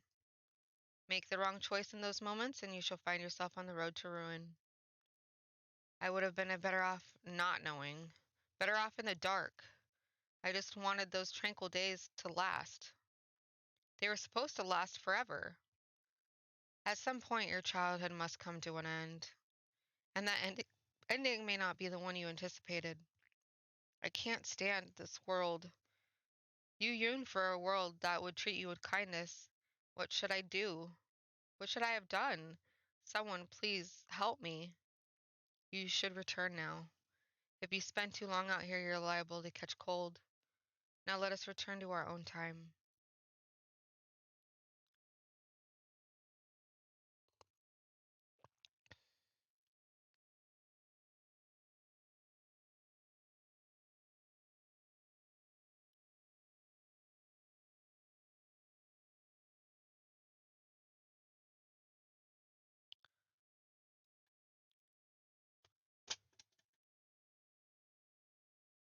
Completed chapter 1! Woo! Chapter 1! The crestfallen young man faded into the distance, and the decrepit double doors clacked shut. Through the shattered glass you could see only ruins of a garden, not a single rose growing within. You had evidently returned from the past. In the garden, weeds grew taller than people. You found it difficult to look at. A wolf howled in the distance. The children, the sea of roses, and the white-haired girl were nowhere to be found. You and the maid who called master were the only people present in this mansion. What happened to them next? Oh, master, you would know better than I. Hee hee. My, you cannot remember? It seems as quite serious then. Worry not, my loyalty lies with you, master. The mansion has witnessed more yet. Let us make our way to the second door. Your hand in hers, the maid guided you back through the kitchen and into the tea room. Her palms were still cold. You felt as though you were clenching ice. Master, do you wish to know the truth no matter what may be hidden within? Or, if it is something you would be happier not knowing, would you rather remain in the dark? Oh, is that so? I wonder about their father. Yes, the flaxen-haired sibling's father. Do you think he knew about the white-haired girl? If he did, then perhaps he allowed her to stay because of how deeply he loved his wife. Or maybe because he did not want people to find out about her. I expect he too experienced many different emotions. But those pages of history of the story of his story remain untold. Their parents likely had a turbulent tale as well, but theirs is not of consequence. To whom? I could not tell you. You and the maid crossed through the entrance hall, continuing your trek. At some point, the fire in the fireplace had faded to embers, emphasizing the lack of light within the mansion. The maid took a candlestick and lit it in the cinders. The small flame illuminated her pale face. On a whim, you asked the maid about herself. The maid, about me? I am a maid devoted to your service, master, as I have said. Oh, what was that? You're interested in my name?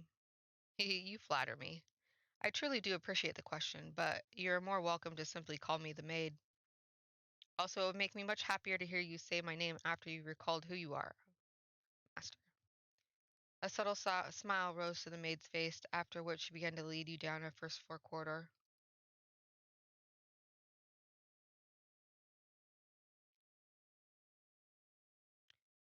I'm going to save it.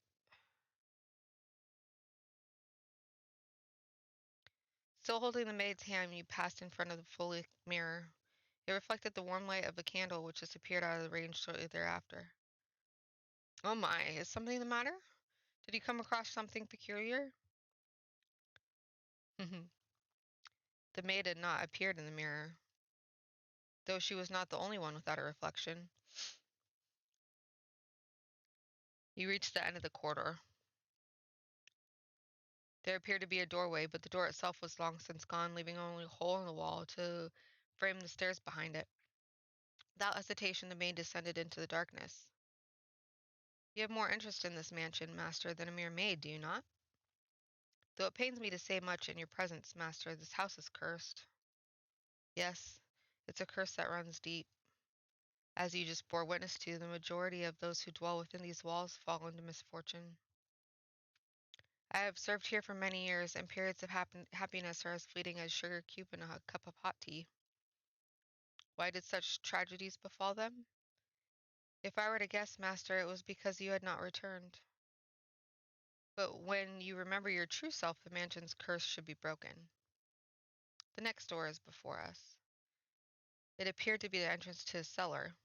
The disconsolate wooden door was visibly rotten in several places, and it seemed it might crumble at a single touch. You could hear the sound of something devouring meat beyond the door. How do you know it's meat? Maybe there was a beast living within. Before you had a chance to say you thought it was dangerous, the maid opened the door with a chilling smile on her face. Your first impression was that it smelled of blood.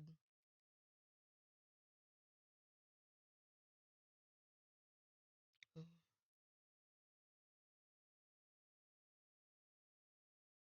The second door. 1707. So it was about 50 years later. Okay, we're going to save this again.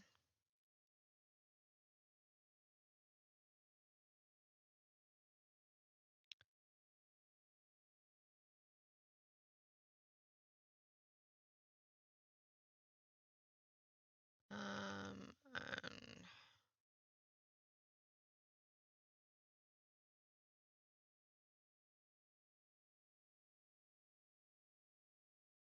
1 second.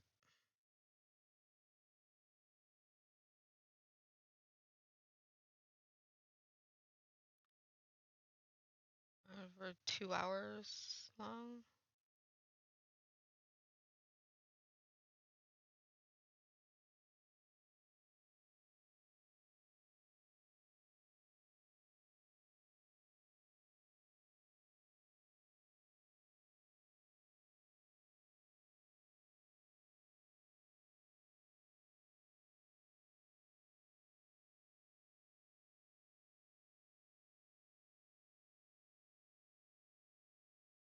Opening up Steam real quick.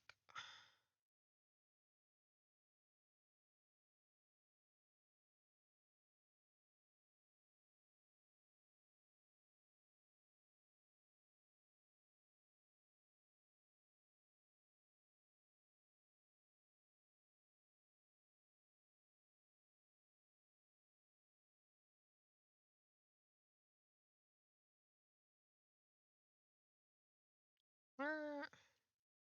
There it is. Uh,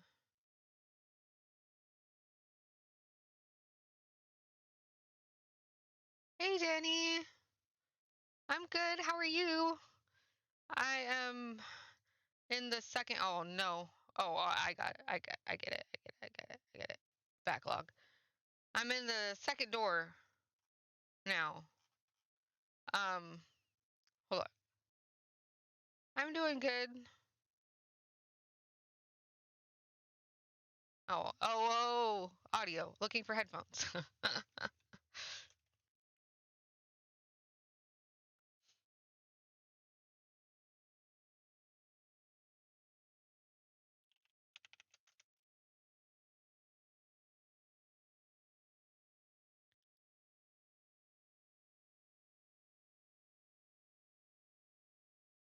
Hi. I'm playing the House of Fata Morgana, and I'm on the second door. But I'm thinking about.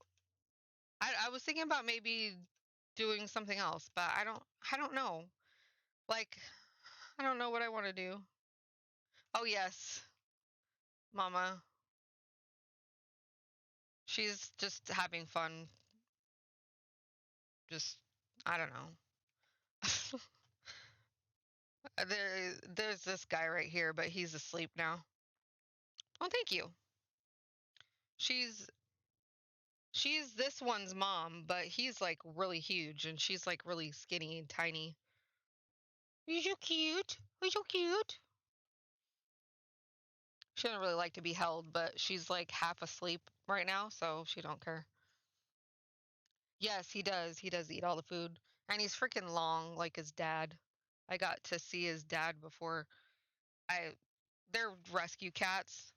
So they got rescued with his dad and another cat when he was a kitten. He was just a kitten. And that's his mom, and his dad got rehomed to somebody, and I took both of them in. Sit down. She woke up because I got up to get coffee, and I had um um uh whipped cream on the coffee. So she was like, "Oh, I want whipped cream." So she was all up in my face for whipped cream. Oh yeah. Yeah, they are. Yeah, there was another cat that was with them, and then the dad, and they got rehomed to another person, and then they were left alone in a apartment that had been abandoned for a long time. They wouldn't tell me how long or like how bad the apartment was, but she was so skinny. It was so skinny. Yeah, I wanted to take them all, but there's no way. It was a one-bedroom apartment. They they even I already had two cats, and they told me, they were like, "Shh, we'll let you take the other two in." So I really had four, and they only let you have two. So I was lucky.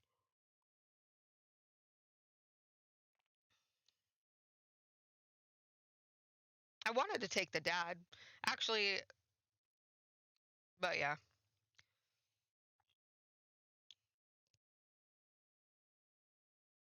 my babies. My other baby is over here. She's a black cat. She's like dead to the world. Yeah. Yeah, they do. I had four, but one passed away last year. She was really old. But yeah, these two stay in the bedroom. They don't go out into the kitchen or at all or anything like that. They stay in the bedroom. And my black cat is pretty old too. She stays in the bedroom a lot too. They're all It's bedtime all the time, and then when we go to bed, it's like second bedtime for them. They're up when we're gone, I think. But it's also been pretty cold here too, and I mean, he doesn't need to be in my lap all the time, but she does because she's so tiny, and she'll walk on me and her paws will be all like really cold, and I'm just like, "Oh, your paws are freezing. Your ears are freezing."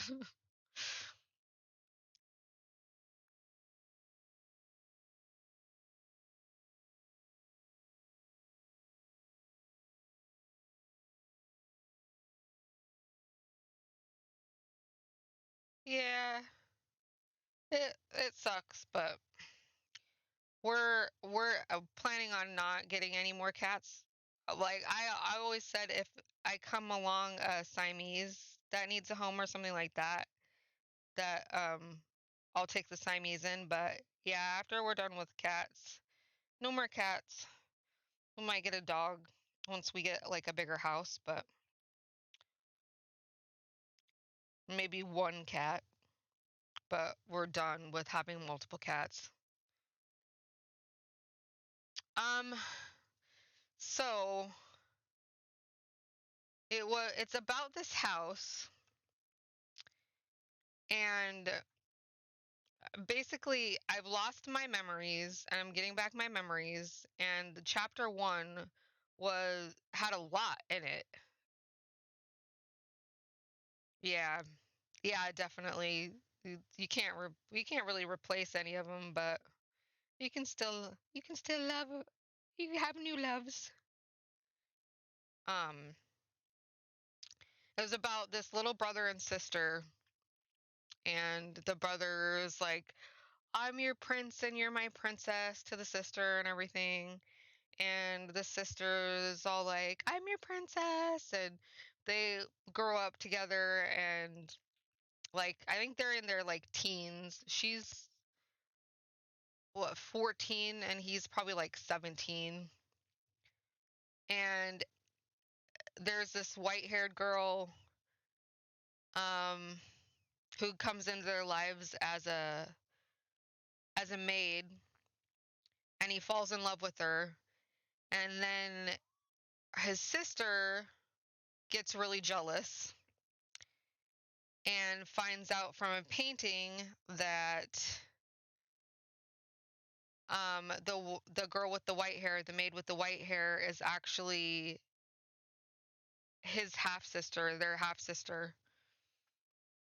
And she gets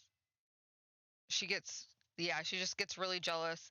I don't know how, she rips she rips the white girl's hair off. I don't know if it's a wig or her actual hair or what. I don't know. I think it's a wig. But she comes into the brother's room like late at night and like tells him all about it. He thinks that she's the girl with the white hair, but she really isn't. So he thinks the girl with the white hair is dead or doesn't know where she is. And the sister's like confesses her love to him because, she was like, "Oh, well, you fell in love with our half sister. You could fall in love with me too. She's our half sister. You fall in love with your real sister." So that was like the first chapter. That was the first chapter. I thought like we're pretty much done with the story. No.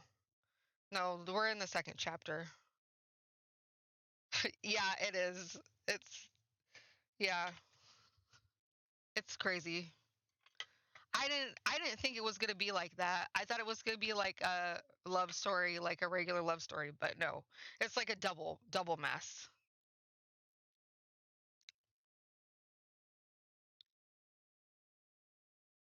So, yeah.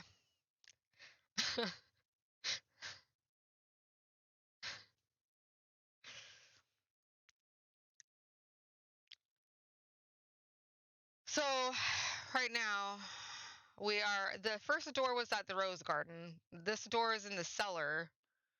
So there's a beast living within the cellar or something, and it chomping on meat. I don't know how you could understand the sound of something devouring meat, but then they said you smelled blood, so I can see that. So now we're dealing with that, some sort of curse.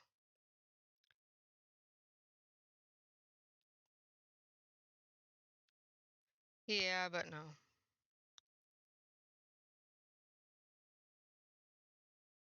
Um, so the maid that's like telling him the story, we don't know who she is. She won't tell us her name. But I guess when he remembers his true self, the mantis curse should be broken. So once we get through all of the story and everything, the curse should be broken, and hopefully we'll figure out who she is at the end. Although she says she doesn't, we don't need to figure that out. But I'm curious.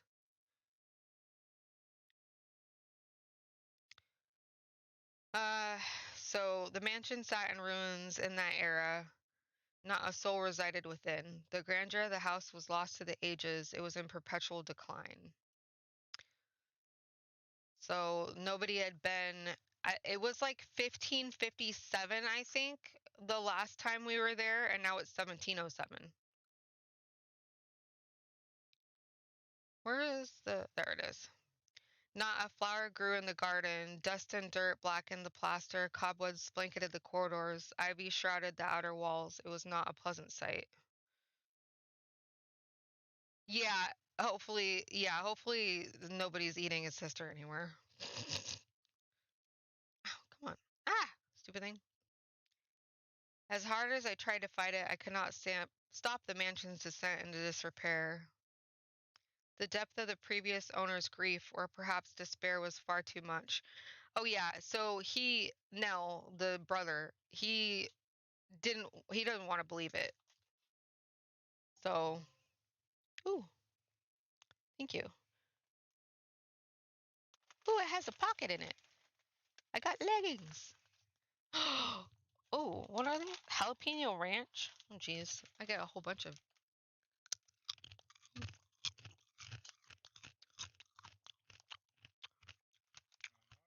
There was one choice that I had at the beginning.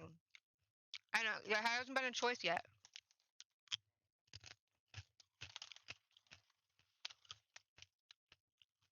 No. Wait, I don't want to put those on the bed. Yeah, black stretch pants and a bed with cats do not mix. Oh, you'll get to see Nisha in a second. Come on, baby. My black cat. One in front of the.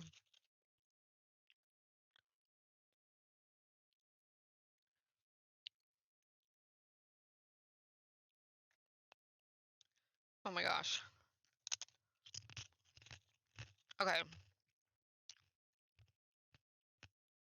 Oh yeah. Okay. So there's a priest, and the priest told him to be sure about this girl's and with the white hair's past before he fell in love with her, and he didn't do that. So he's like, this isn't my fault. It's not my fault. When it is kind of his fault.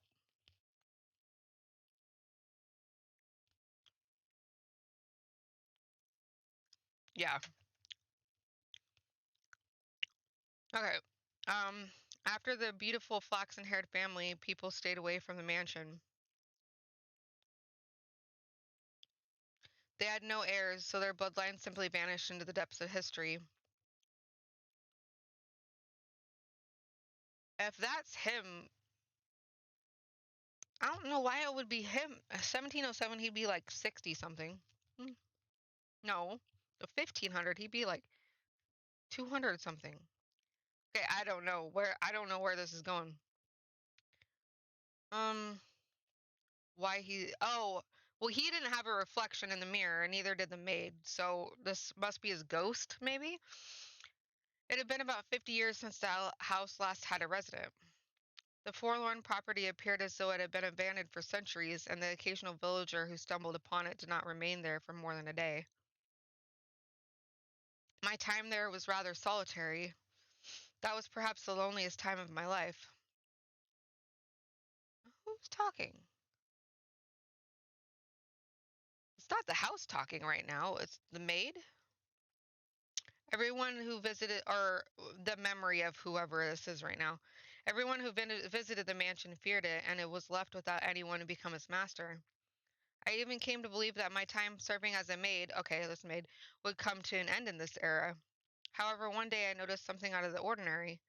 As a servant of the house, I am most immediately aware of any new presence within its walls, and there appeared to be someone downstairs. Can you imagine just how delighted I was? That's what I was thinking because the girl with the white hair had red eyes. But and the father was supposed to have had white hair. But I don't think it mentioned anything about his eyes though. So that's why I was like, well, maybe it was a vampire.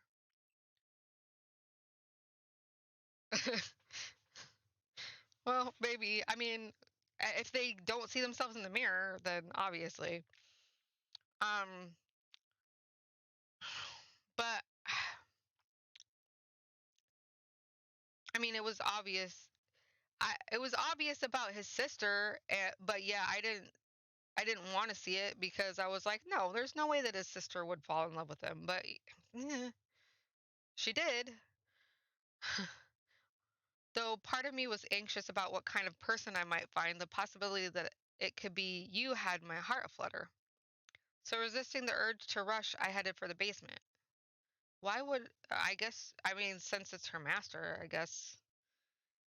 Uh, I headed for the basement. The cellar was where red wine, smoked meat, and other preserved foods were kept. I mean, Eating flesh, that would be a zombie, but I mean, if you're sucking blood, then I don't know. By that point, the wine was practically antique. I don't know how that wine would be. As I expected, a man had made his way into the cellar. Why is it so loud again? Oh my gosh. I can't even hear my own voice.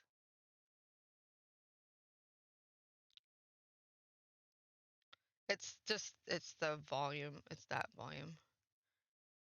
There we go. Is anyone there? Although I'm unsure if referring to him as a man is entirely accurate. X.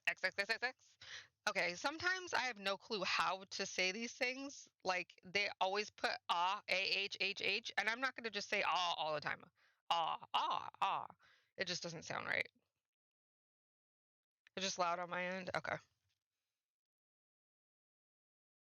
Oh my, this is quite something. So that's the maid. Oh, okay. That's a violin string or a guitar string.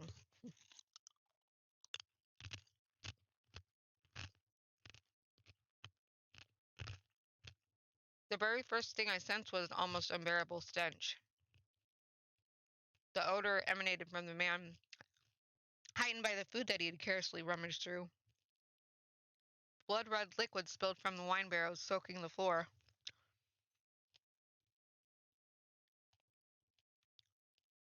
Yeah, mine always do that. I'm always like, no. And then whenever I watch somebody or listen to somebody, I'm like, no, everything's fine. It's okay. It's okay. My ears are fine, even though your ears aren't. Blood red liquid spilled from the wine barrels, soaking the floor. Was it blood or wine?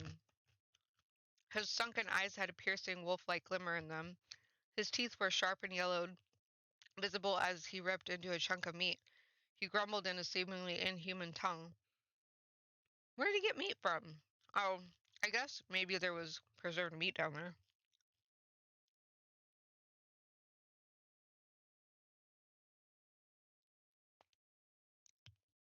Por qué no los dos? What does that mean? For what? Two?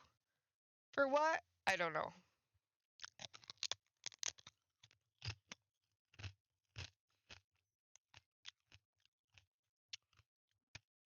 Why not both? Okay. Oh, yeah. I guess it could be both, couldn't it?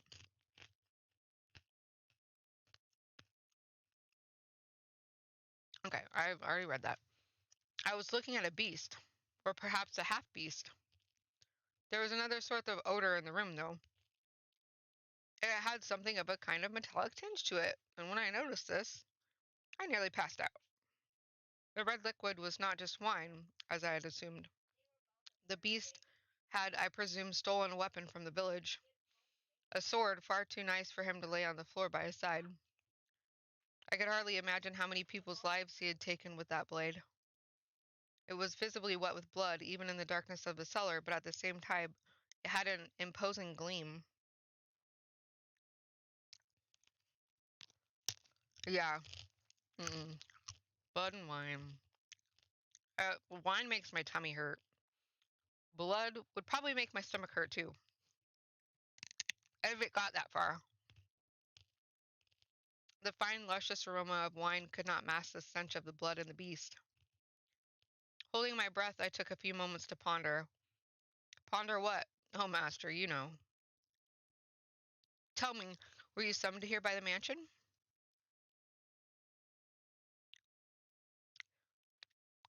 That means sure. Did you come here knowing what kind of place it is?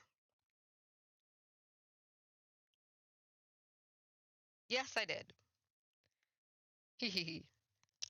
If you are in want of money, you're welcome to help yourself to some of the furniture. And I imagine the villagers will be willing to welcome you if you dress yourself up a bit more like a person. Then you could trade the furniture for food and make your way into a larger town. The wolf was able to fool the innocent little girl simply by putting on clothing, after all. Oh dear, I was afraid you wouldn't understand me. What am I to do? Well, I guess he doesn't speak maid. I was in quite the predicament. Nevertheless, it meant a great deal to me that I had found someone who did not fear the mansion, be they human or beast. Yeah, true. So I decided I should give him my assistance while doing my best not to agitate him. Say, could you perchance be my new master? Why not? I guess those were the magic words. The mansion sat near the ocean. To say it was perched upon a cliff might make it sound rather intimidating, but you could see the beautifully clear sea through the windows, a glittering expanse of emerald and turquoise.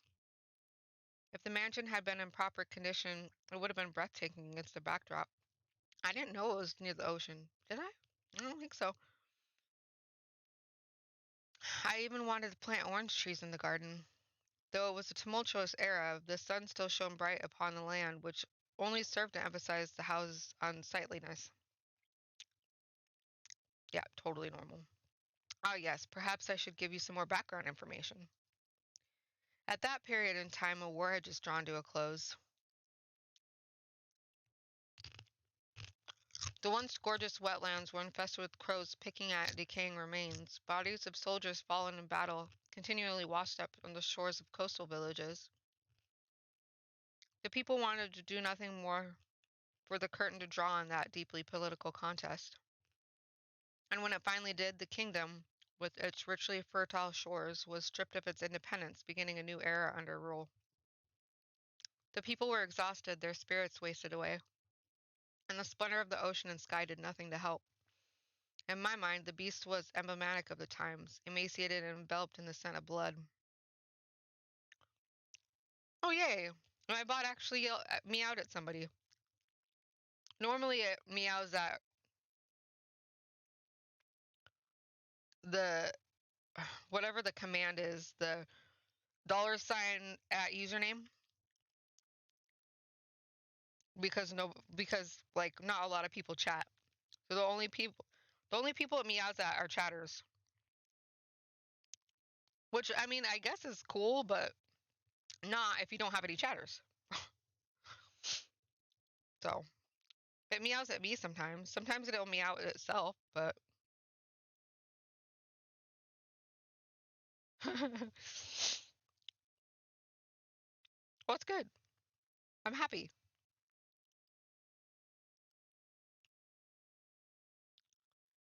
Oh, that makes sense. In my mind, the beast was emblematic of the times, emaciated and enveloped in the scent of blood. I wonder if it was. Well, no. Huh.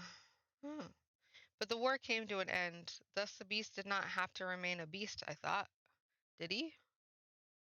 Yeah, but where did the beast come from and how does it fit in with the story? And so I endeavored to make the beast more human-like. First, I needed to do something about his appearance. I would draw a bath, scrub away all the filth, and dress him in clothing left in the mansion. However, having sat unused for 50 years, the majority of garments had been devoured by insects and were of little use. So I searched the mansion top to bottom for anything the beast could wear, heated up some coals, and set to work ironing what I had found. At the time, steam irons had not yet been invented. We used plates of iron heated with coals. Yes, you do deserve to meet me out at. So I'm glad she did. They somewhat resembled kettles. Oh, okay, yeah, I've seen those before.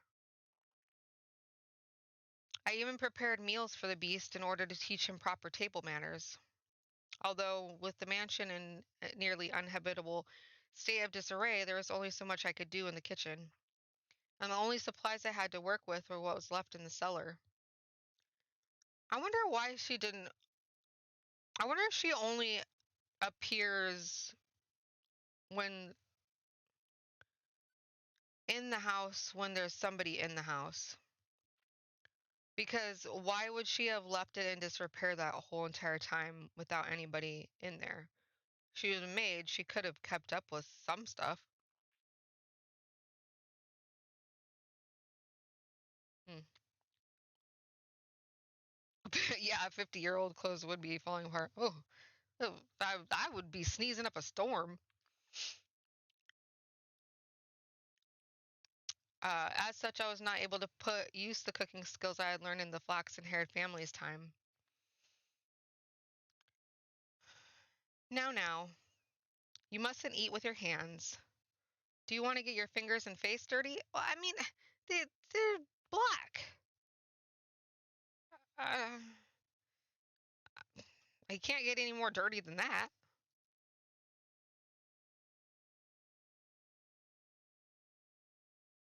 You eat using a knife and fork. See, like this. I feel like I'm teaching a young child. Oh, he made a different noise. Oh my, what are you holding your head for?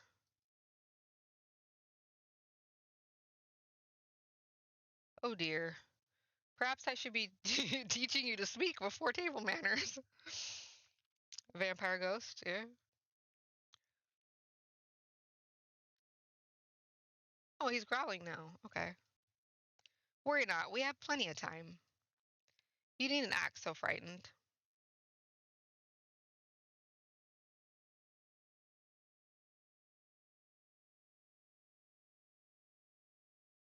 I don't know. Or could it be the sister who went crazy? I don't know. Or perhaps you do not want to be understood at all. Or maybe it's the father. I have no clue.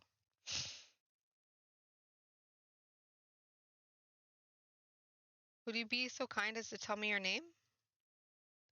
You are, for now, still a guest. Is it too soon for me to call you master? Oh, or am I mistaken?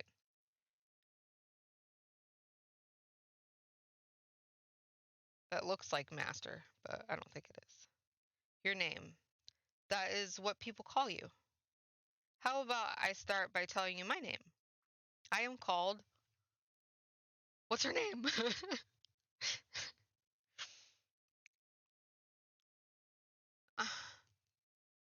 Really? Okay, well, that's not any of the. Well, no, because the white haired girl, we still don't know her name. We call her the white haired girl. That is her name to us. So you never know. Something, something, Beelzebub.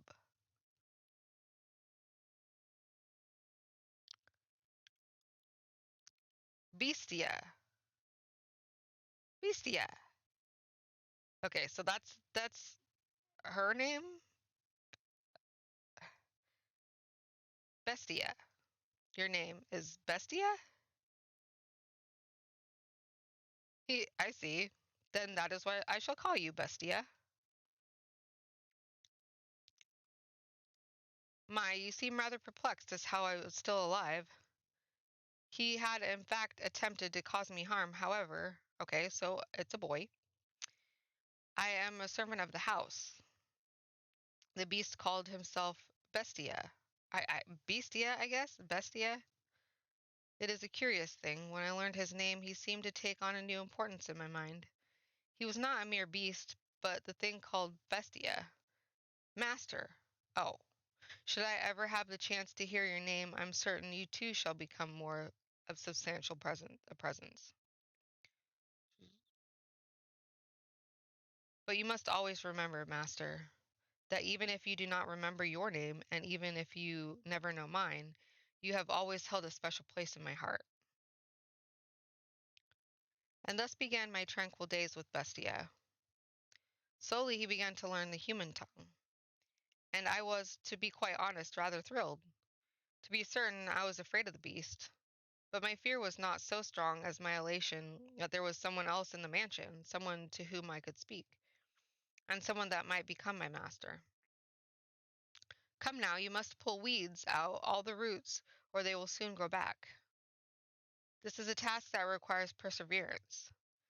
You do it like this, see? There you go. Grass. Oh, did you not expect that?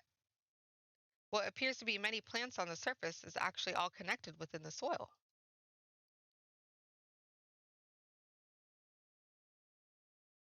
This is a task that requires a man's strength. Oh, that's why she's not doing it. If there were other servants, they could do it. So I apologize for making you tend to the garden, future master. Or perhaps, now that you are all dressed up, do you wish to leave the mansion and find someone to fool, as the wolf did the sweet little girl? Have you no interest in remaining in such a disheveled house? Nt? Go on. Not want leave. Oh my, is that so? Hehehe. If you wish to stay, then I shall not stop you. On the contrary, I'll gladly attend to you. I'm waiting for the person who is to become my master. Forever waiting. I should be able to watch over you until the day you depart this world, old and wrinkled. Do you not believe me? Are you interested in becoming the master of this house? Will be. I have to wonder if you know what you're saying, although it matters little whether you do or not. Oh my, look at that. Now this brings back memories. This is called a rose. Oh, yeah, I think so. She's better. She's had it this whole entire time. um, this is the rose that he had given his. Well, did he give? He gave it to the white-haired girl, and I think his sister had thought it was for her, but no.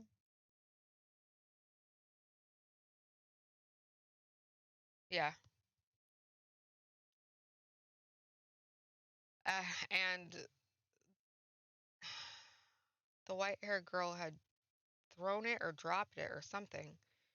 It was a while back in the story. Oh yeah, it is. Well, yeah, I mean she had it in the time before. It doesn't look any different. It looks the same, so.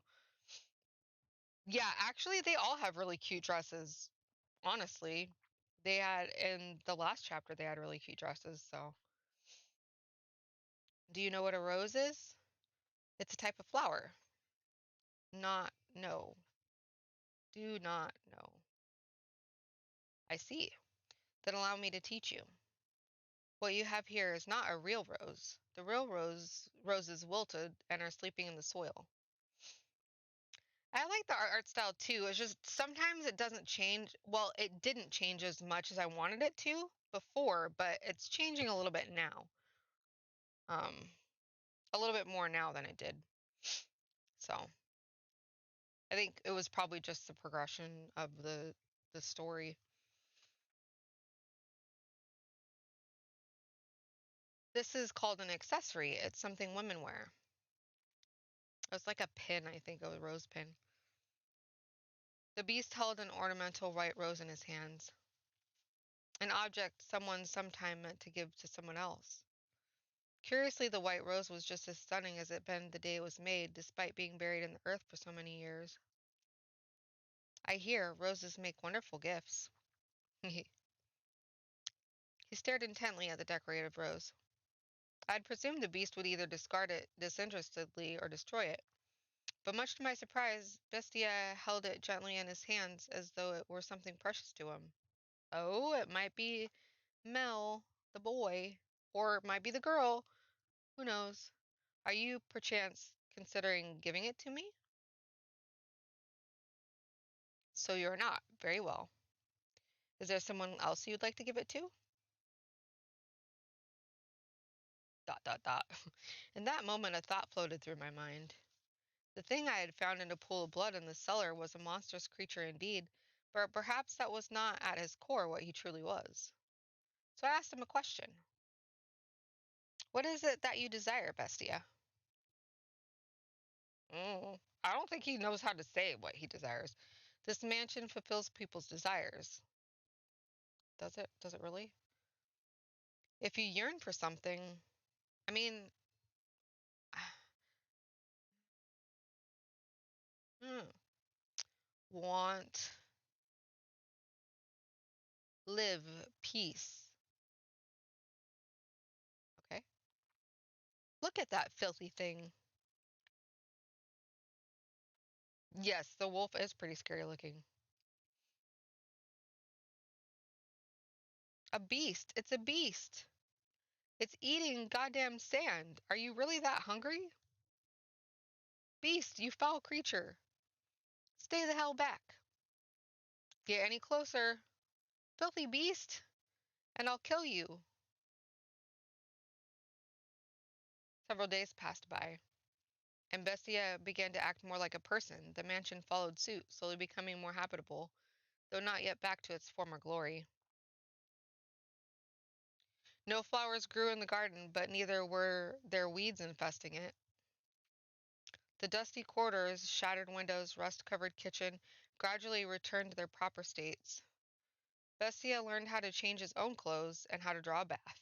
Well, good. I'm glad the big black blob can change his own clothes and draw a bath. No longer did I have to wait on him hand and foot. He would take care of a number of things all by himself. What we lacked for food, he acquired from the forest. Makes sense. Never did he go to purchase supplies from the village. Rather, he captured hares and gathered herbs hidden in the overgrowth. There were They were days without incident. Yes, the most important thing, drawing baths and changing clothes.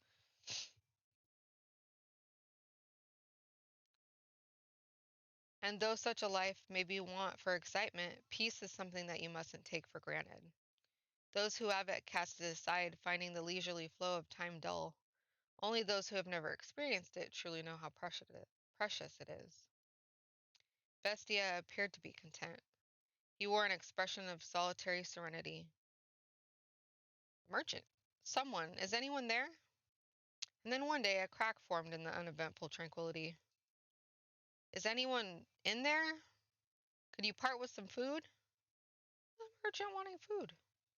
I don't need much. Some food and water. Just a little. That's all I need. Bestia looked over at me as if seeking my aid. Ironic, no, it was the visitor who was truly in need of aid. I pondered it for a few moments, deciding that I could not simply turn away someone calling upon the mansion. Had Bestia ordered me not to let him in, I would have followed his instructions, but he said nothing.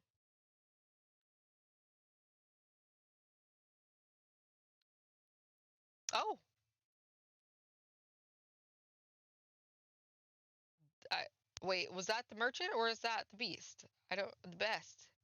Bestia. Oh, thank God someone's here. I was afraid it was deserted. You said you were in need of sustenance? Yes. It doesn't have to be much. Anything to quench this thirst. I got lost. It's been several days. Give me a few minutes. I will find. Oh, no. Okay, that was the merchant. Never mind. Let him in. A firm, deep voice came from behind me. Oh, let him in. Sorry. I gotta do Bestia's voice now.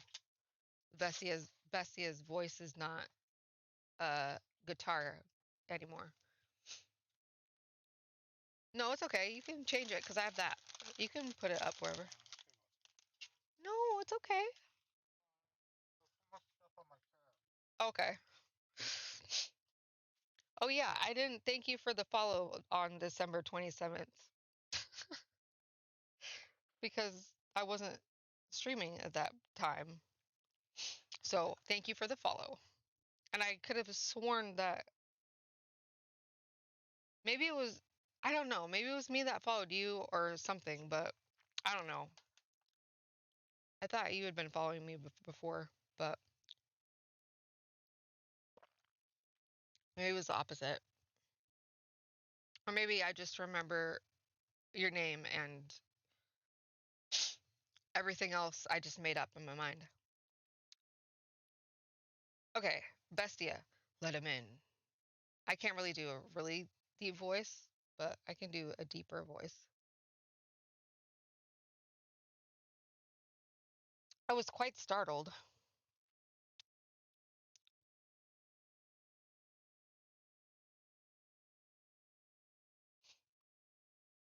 Right? Me too. When had the beast learned to act so much like a human? When had he learned to speak so clearly and to behave so much like a master? Ah. Upon seeing Bestia, a look of terror appeared to cross the wanderer's face for a moment. To my eyes, Bestia was a very image of the head of a house, but to an outsider he probably appeared to be nothing more than a beast in man's clothing. Prepare him a meal and a bed. I suspect he is quite tired. Thank you very much. But in time the fear drained from the man's face. What are you doing, Nisha? Don't sit on the water. There she goes again. Uh Fear drained from the man's face. Bestia sat precariously on the border between man and beast. Though he still had his doubts, the wanderer revised his first impression, deciding Bestia was human. As the wolf had fooled the little girl in the forest, he too had succeeded in playing the role of a man. I don't know how he is doing this, but he is doing this. I thought I was a goner for a while there, but you really came to the rescue.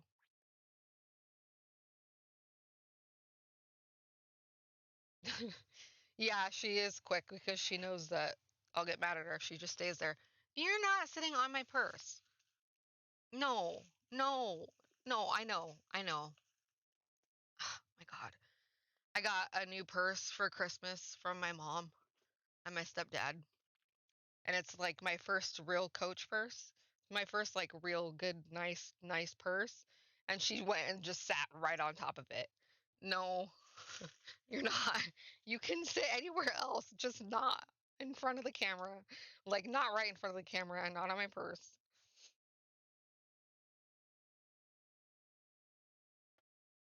They're all pretty quick then when they run across. I mean, except if they're distracted by something, but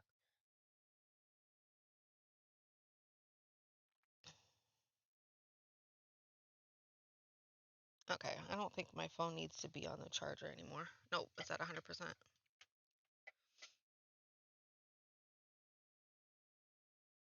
The other cats know not to, but she does not care. She is so old, she don't care. She still tries to do things she's not supposed to do, and she will keep on trying to do them.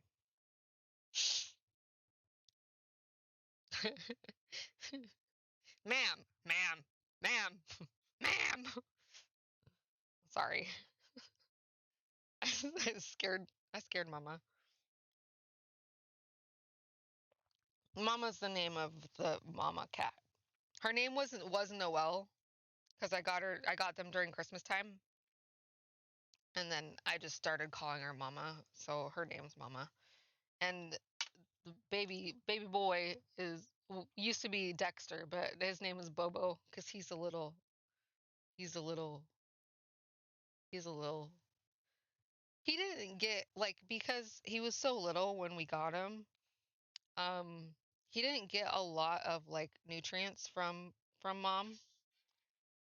Um, so he's a little crazy in the head.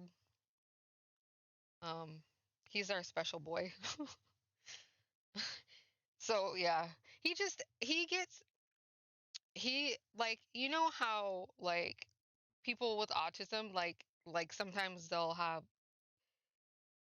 like when things get really hectic they just don't like it. That's how he is. Like if there's anything going on, he'll get really upset. Like in the mornings when we're feeding everybody and all the cats are running around, he just gets really upset. Or like if you talk really loud or you argue or yell or there's a whole bunch of stuff going on, he just gets really upset. But he's really sweet. Like if you're like soft spoken and pet him nicely and don't try to like I'll pick him up and be like with him. Like he wouldn't be good with little kids, but he's little Bobo. I had to really work with him when he was a kitten though too because he never liked to be picked up, held, pet, nothing like that, and I finally was able to pick him up. I can pick him up for a little bit, just depending on the time of day. Like, if it's like if he wants food or something like that, he's not gonna let me pick him up. But if he's like this, or he'll go from like being really, really mad to like being really, really happy and just like loving on you. Like he'll go from like hissing and wanting to oh, he doesn't really bite, but he just like hisses and growls a lot. To like in a second snap be like purring and rubbing up against you. So he's just crazy. He's a crazy boy. Yeah.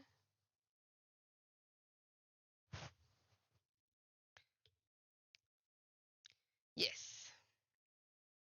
Yeah, I can pick him up now for a good like couple minutes.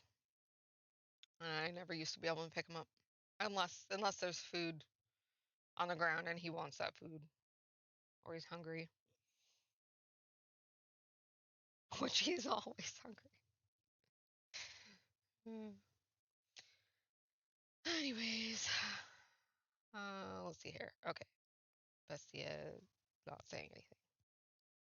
No. And a meal like this on top of that, you really didn't have to. Though I guess that's not an appropriate thing to say as I'm eating. What kind of meat is this? I wouldn't ask that. I would just eat it. Hair. It's a damn tender for a rabbit. And here I thought it was beef.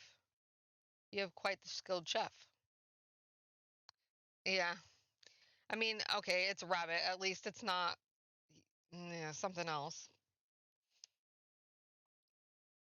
Oh, is she the one who cooked this? Is she your wife? Oh no, I'm merely a servant. A female servant, huh? Don't see that very often.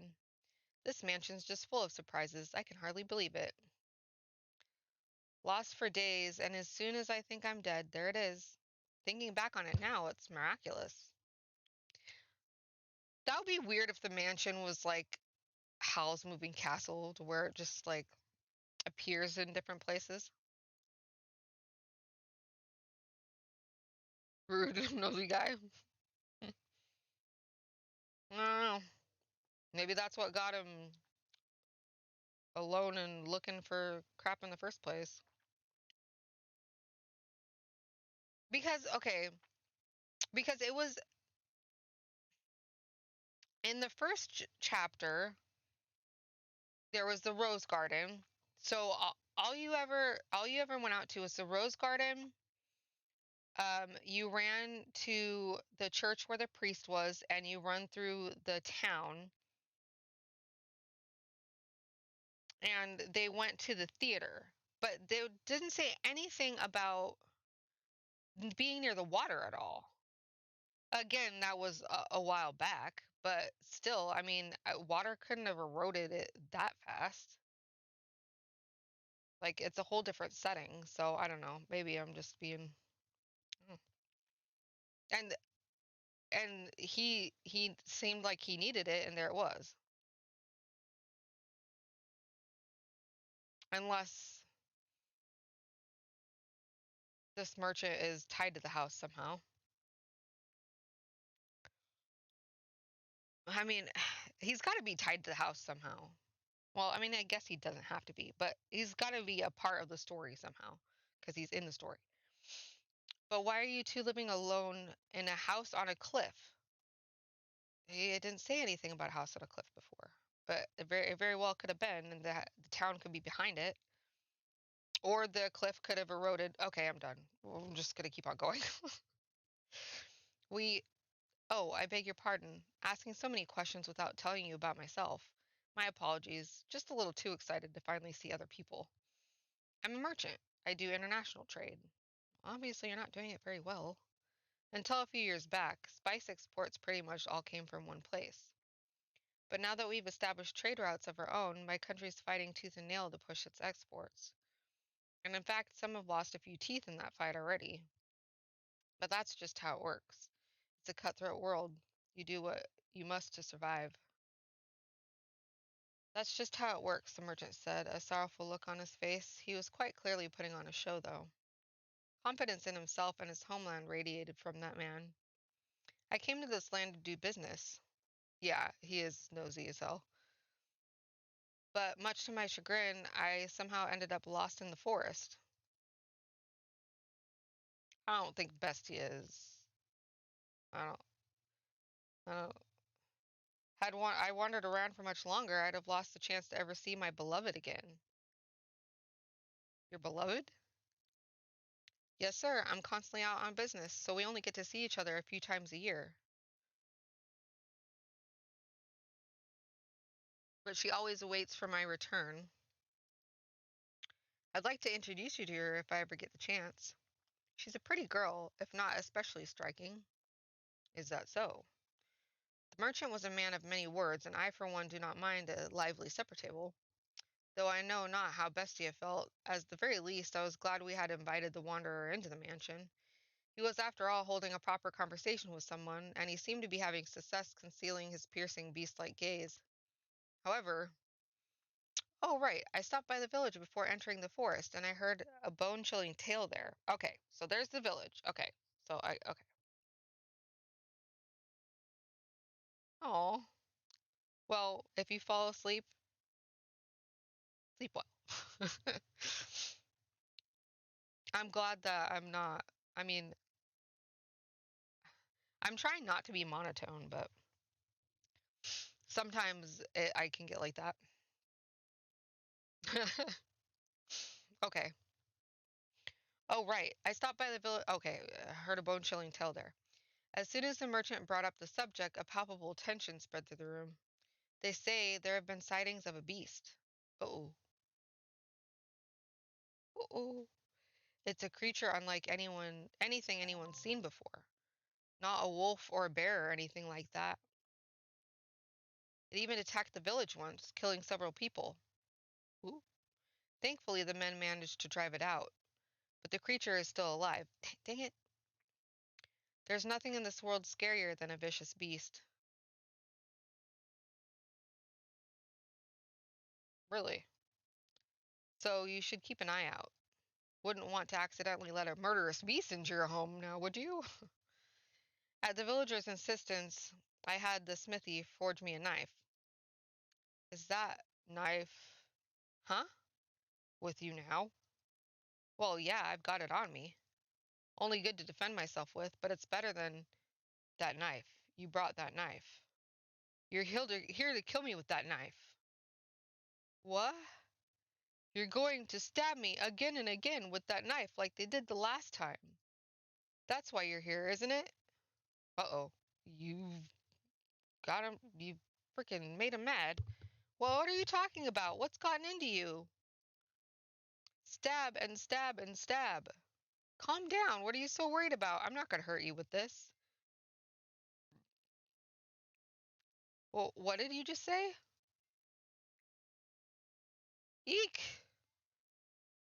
I like to imagine that before the wolf ate the poor little girl, he said, is this what I always looked like? That beast. What's your problem? What's wrong? Talk like a human. Is me.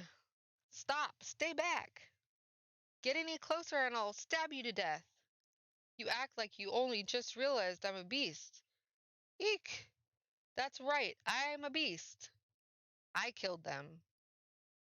Stay back. And I'll do the same to you. Ah, help! In his hand, Bestia held his sword. Perhaps it had been hidden under the table, or maybe behind his chair. Regardless, it was as though he expected this to happen. The merchant kicked aside a chair, attempting to flee, but Bestia closed the distance in an instant, knocking him back. He lost his balance and slammed against the wall, but he still made to escape, though the beast stood blocking his path. No, please stop this. Don't kill me. My beloved is waiting for me back home. I can't leave her behind. And why should I care? Oh, well, at least I don't have to yell. Dang. We're going to take a screenshot of that because that's cool. A dreadful scream. Oh, actually, no, this one. A dreadful scream echoed through the dining room.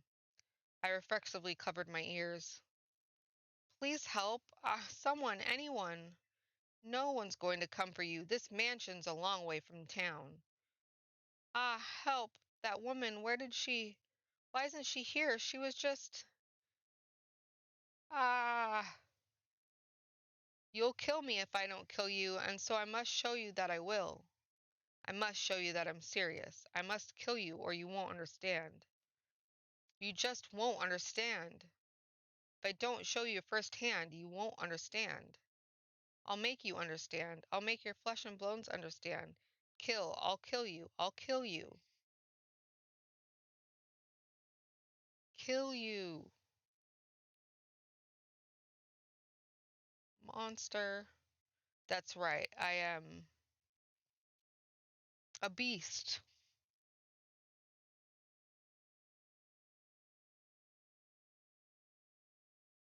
Ha ha hee ha hee ha ho ha ha hee ha ho. Ha hee ho ha ha hee hee ha hee. Okay.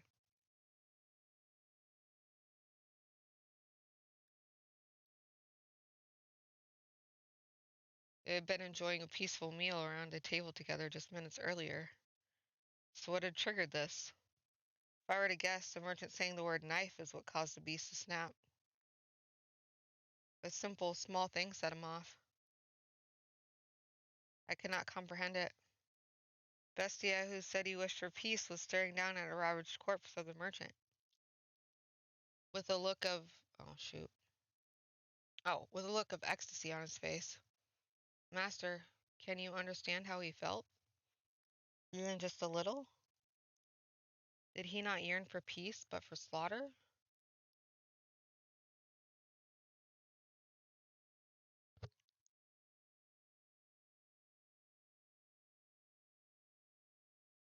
That was creepy.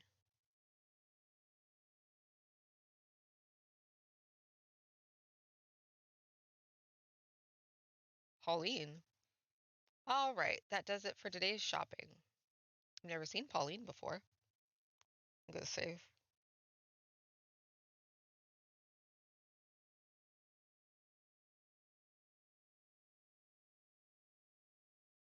And now the moment we've all been waiting for. Snack time! She looks like the sister, the full blood, not the white hair girl, but um the other girl. Just with black hair and not gold hair. There's nothing better than having a ham sandwich in the park. Oh dear, maybe I should lower my voice when I'm talking to myself. But it's so nice out, I just can't help myself. Does the weather have anything to do with one talking to oneself? Not important. Food, food. If he were here, it would taste even better. Oh, is that his wife? The merchant's wife? I wonder when I'll get to see him next. Pauline, Pauline! There you are. Ugh, oh dear, what's got you frazzled so frazzled, Mom? Oh, Pauline. Well, what is it? Did something happen? What's the matter, Mom? Ugh, Mom, Pauline. This isn't like you, Mom. It's not like you at all. Tell me what happened. I told you to stay away from men who trade. Huh? Oh, Pauline, my dear daughter. Why must God be so cruel to such a sweet girl? You're hurting me, Mom. Don't squeeze so tight. What's gotten into you? Listen carefully, Pauline. You must be calm and hear me out, understood? Your lover, the beloved man you wait for, is dead.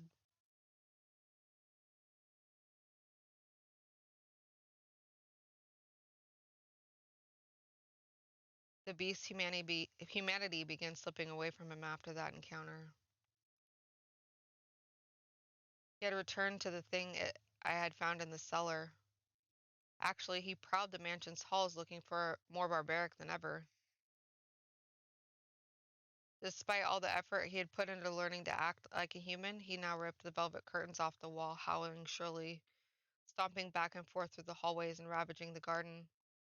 I watched him intently, though from a distance. Bestia was not merely a beast, but an out-of-control, bloodthirsty beast. Just a few days ago, we had been tending to the garden together, but that was no longer possible. I was quite disappointed. Eventually, Bestia discovered my hiding place. I had not felt regret in a very long time, but I felt deep regret in that moment. More! Don't have enough, not enough. I need more, I need more. I must satisfy these urges. Are you saying peace was not enough to sate you? Did I mishear you when you asked for peace? I was mistaken. Asking for peace won't solve anything. Blood, despair, eyes filled with terror. These are the things I need. That I've always known it. You said this mansion fulfills people's desires. Then, give me prey. No more hares, live humans. Why did I ever teach him to speak human language? Before long, the mansion granted his wish. Oh, geez. Once a week, a villager, a traveling merchant from somewhere, would wander into the forest, ending up at the mansion on the cliff. Though something felt suspicious about the man who greeted them at the door, on the surface he looked like a proper nobleman. So they all eventually lose trust in Bestia. The mansion had an air of loneliness about it, but it was adequate to provide rest for their weary feet. There was food and a bed, and most comforting of all, there were other people. The lord of the house treated the lost souls like esteemed guests. He poured them fine wine and had me cook for them. No one suspected in the slightest that he was a beast. He put on a reasonably convincing act. But yes, I had taught him how to behave like a master. The visitors all went to bed contented. But, as I am sure you can imagine, master, they would never see the light of day again. Hi, Miss Queen Bee. For some reason, I just wanted to call you Queenie, but I could call you Bee, Queen, Miss Queen, Miss Queen, Miss Queen Bee, MQB, wherever. Oh, you do? Oh, shoot.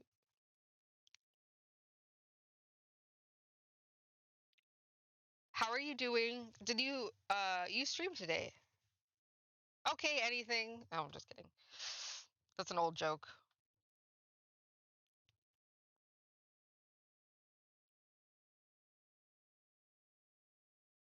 Thank you for following me on December 30th.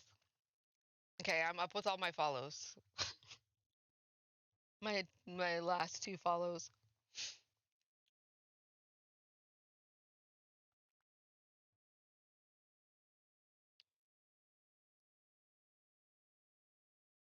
Oh, don't be sorry.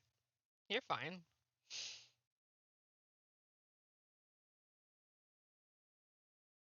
Oh yeah. Wait.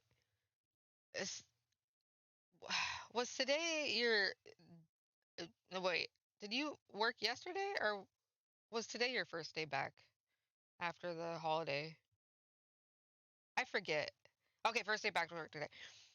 Yeah, that's the thing about like not starting work yet is I don't know if today's and with the first and everything, I don't know if today's Monday, Tuesday, Wednesday, Monday or Tuesday or Wednesday. I know it's not Thursday or Friday because then I'd be scrambling.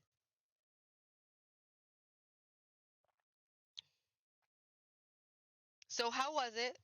I hope it was good. It was probably tiring, I'm guessing, because you passed out on the couch after work.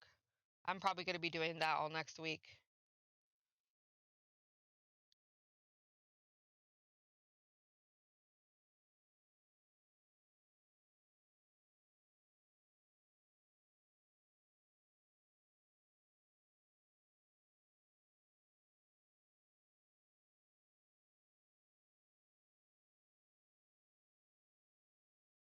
I need to save.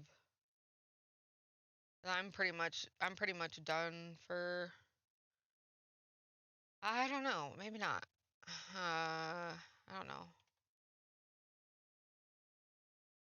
Oh, yeah. I woke up around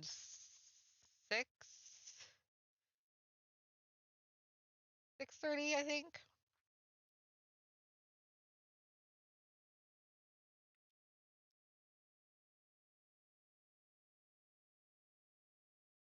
But yeah. Yeah, it's gonna I've been out of work for what? It's been like 11 months now, so yeah, it's gonna be wonderful on Monday, next Monday. Especially when I'm such a freaking night owl. My gosh.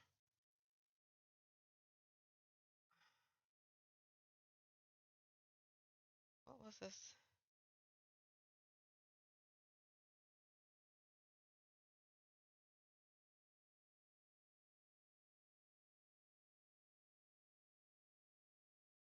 Yeah, yeah, I'll get it. It's just days. Well, okay. It's I'm actually really happy that it's starts at 8 and not like it's not gonna start way earlier than that. Um, because that's how my last job was. My last job when I first started it, it was like 5:30 or 6 o'clock in the morning, and this one starts at 8, so I'm happy. Yeah, I could go to bed at 4 o'clock in the morning, and I mean I used to work like the perfect shift would be 3:30 to 12.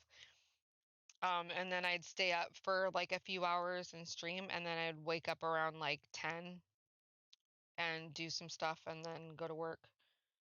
So like it was perfect, but I have to be I work banking hours. So what am I going to do? I'm not a full-time Twitch streamer. Even if that, like I don't even know if it would be during the day or at night, honestly. It would probably be depending on like who the biggest audience was. Who knows?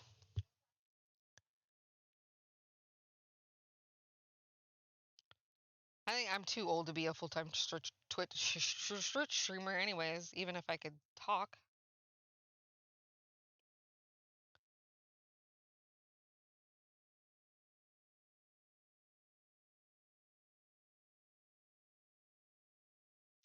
That's what happens when my phone is right there. I hate that. See, now you can see a cat. He's sleeping. He was behind my phone because I had my phone up.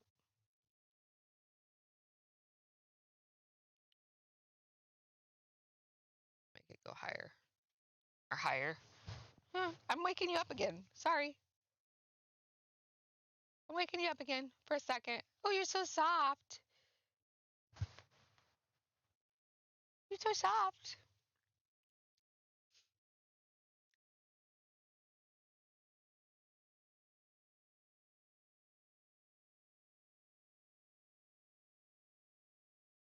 Oh, well, there comes my. Are you going to come up here? Are you going to sit next to me? Oh, hey, don't move the blanket. Oh my God, this cat, I swear. She's so little. You're so tiny. You're so skinny.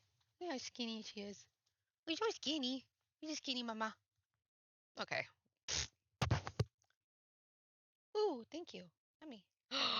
A soda? Ooh, I got a cherry soda and a little hamburger. You want another cat? Well, here you go. Here's another one. Here's my black kitty, Nisha. She's old. And she's gonna walk. They like to walk in front of the camera, so she'll probably walk in front of the camera.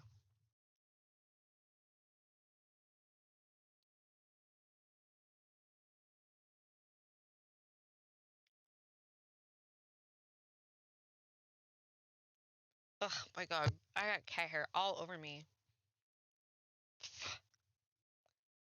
No, she's licking her chops like she's gonna eat.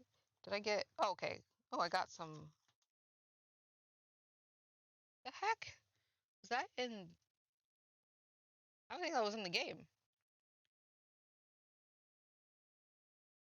If you got another cat, would it be would you want a certain, not would you get a certain kind of cat, but would you want a certain kind of cat?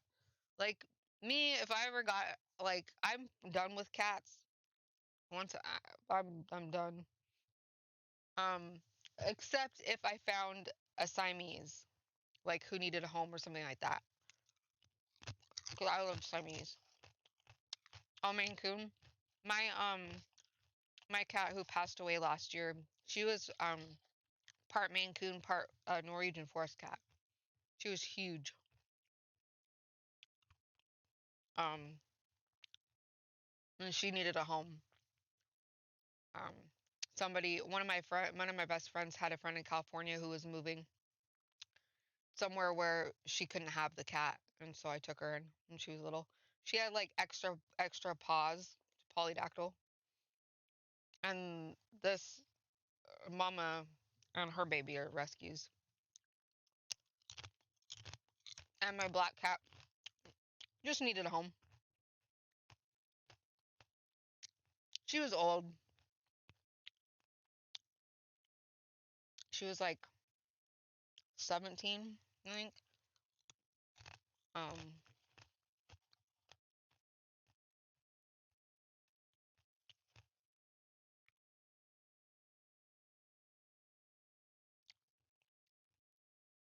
yeah,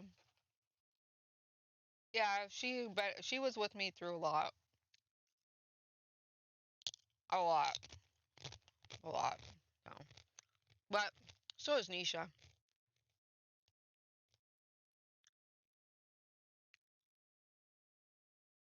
Yeah, I guess they don't want to show their faces. Oh no, dang it. Oh, okay. I'm gonna read this so I can stop. So these footprints will, or these footfalls will stop. But as I'm sure you can imagine, Master, they would never see the light of day. Oh, they stopped. They would never see the light of day again. The penetrating bright sunlight particular to this area. So the beast kills people that come up to the mansion. It's a beast. It's a beast.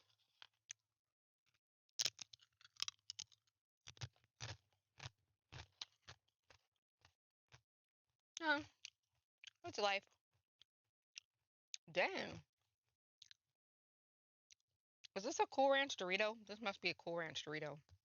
It's got no. You can't have any. It's got a lot of ranch on it. I like it. But it might be the jalapeno one. I don't know.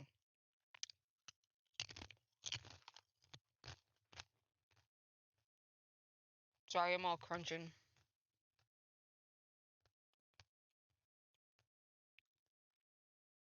I don't know how many chapters this has. Actually, I'm gonna look and see how many.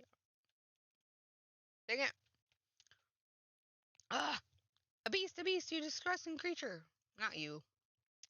Not you, cats.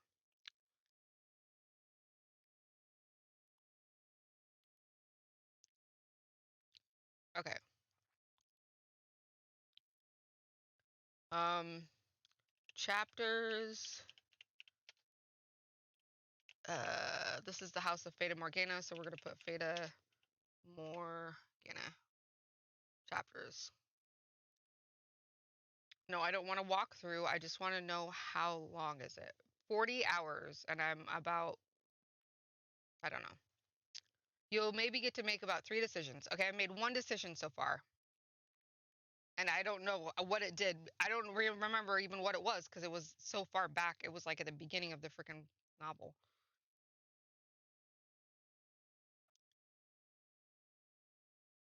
How many volumes are in it? 5, and I'm in the second volume. And now it says that it's been 2.6 hours, but it's been more than that. Look, I have the finals downloaded. I just haven't played it yet. Um, where is House of Fata Morgana. 5.6 hours. Oh my god. This is long.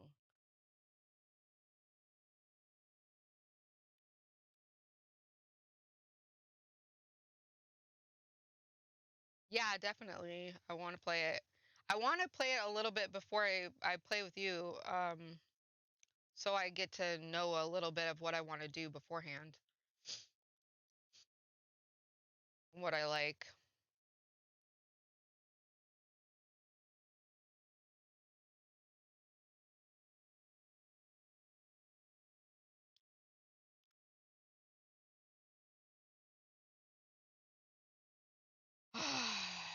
Okay, I'm gonna take a bite of this.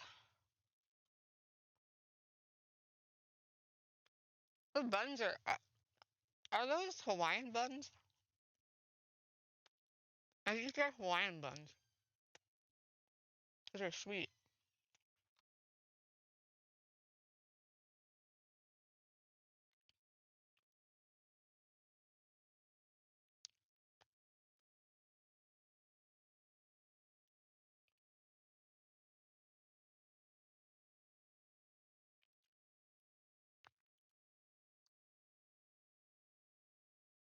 Do you make your character like at first, or do you just kind of get whoever and then get to make your character later?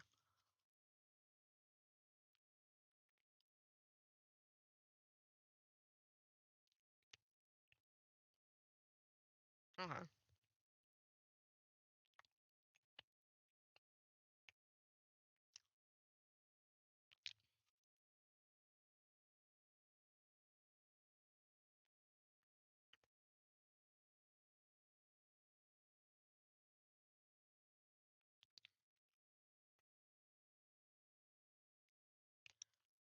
I should have started recording this and put it on YouTube, but I tried recording on Streamlabs and it gave me an error, so I was like, F it. And now I'm wondering if I should,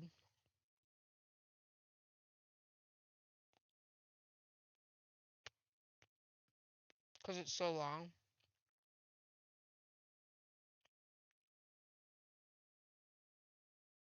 I don't know if I'm going to want to stream all of it. I mean, yeah, I could stream all of it, but it would take a long time to stream all of it. I don't know.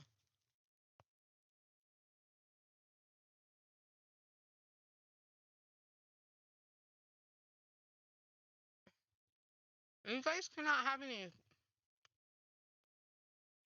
these cats, I swear. No, there's one. There's the other. They want my food. You can't have my food. Mm-mm. And my lighting is horrible. I used to have a light behind me. I don't know what happened to my freaking my camera. My camera used to be like look way better, but it doesn't anymore.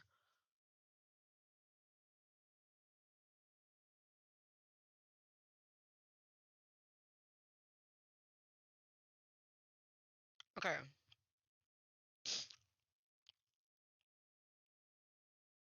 So there's a beast that lures people into the house and then kills them. And the poor maid feels guilty because she taught him how to look like a human and how to sound like a human. So basically, he's Little Red Riding Hood. You hideous monster! Kill him! If that's how you humans want to do things, then I'll play your little game. I'll play it even better than you. I'll kill you. I'll slaughter you.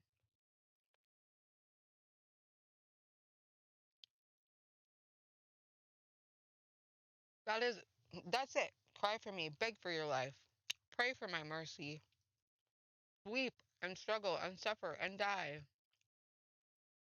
No one understands. No one could possibly understand my despair.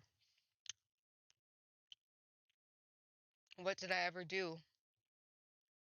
Was it just because I'm a beast? When did I become a beast? Why do beasts have to die? Beasts are savage, and so they must die. I'm a beast, therefore I'm savage. In which case, I'll kill them. I'll show them what it takes to make a beast so terrifying. And then laughter.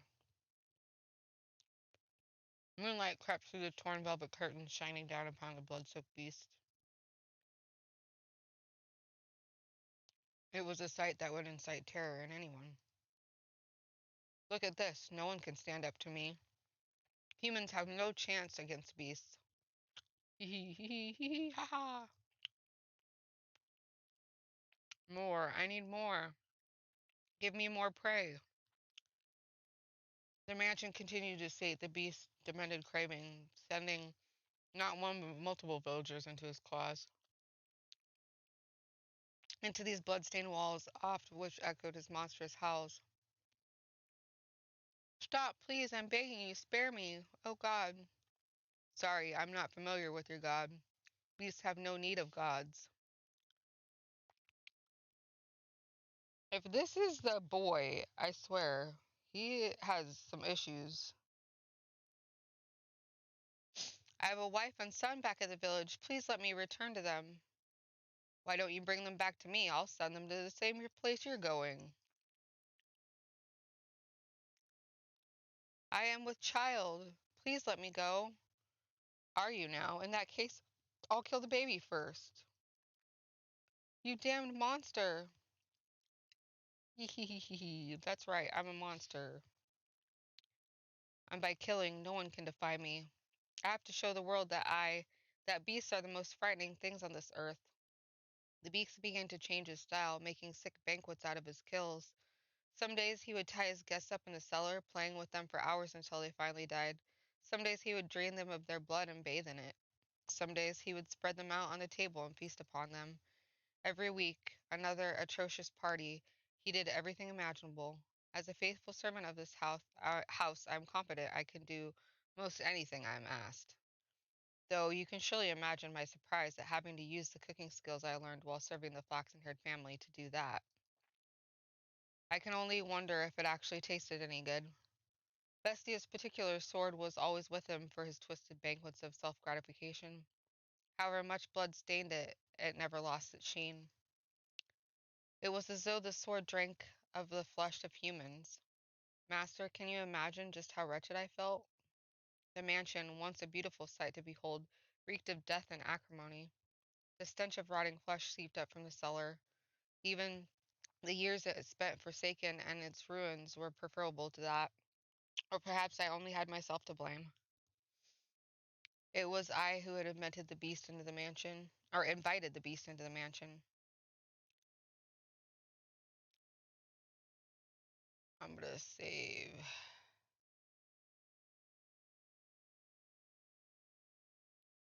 Mama, move, baby.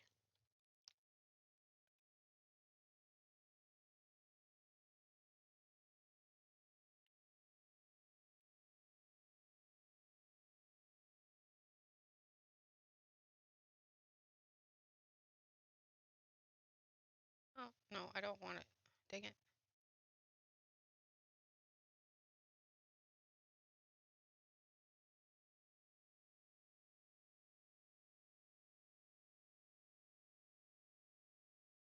Uh,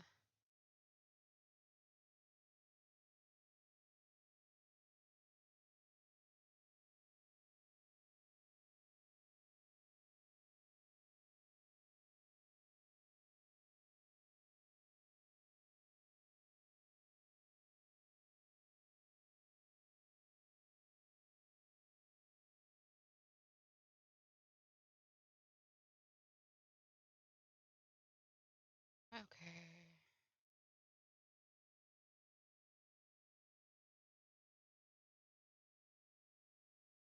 I'm going to see what's going on.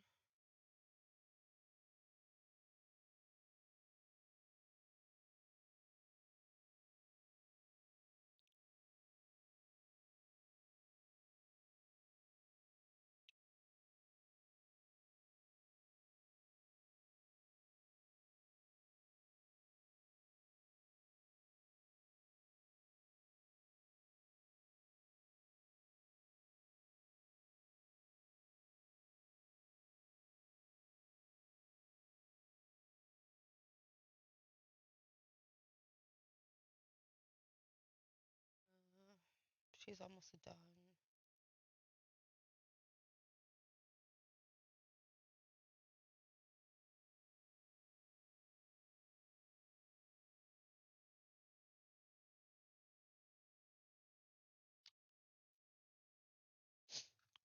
Be back in a second.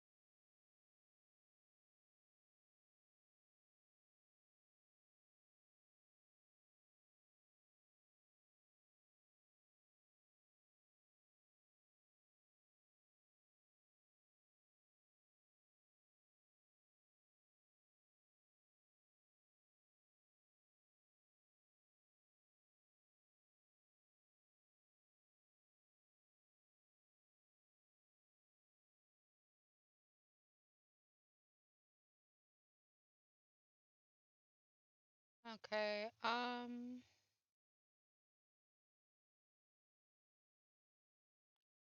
Trying to figure out.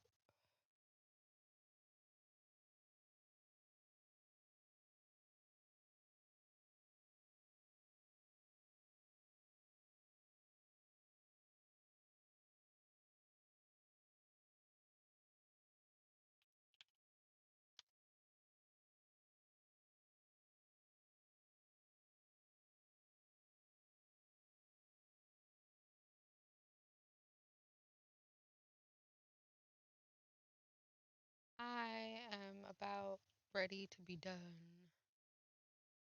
but I am going to. We're gonna go raid somebody that we have never raided before, but I just met a few days ago, and she's cool. I really like her. And she's playing one of the games that I'm going to be starting to play in a little bit called The Finals. It's newer, but it's free. It's FPS, but it seems like it has some pretty cool mechanics. So, um, I'm going to start the raid right now. If anybody is there, you can say hi. Like I said, she's really nice. Um, thank you guys for being here. I definitely appreciate everything. You guys have a good night.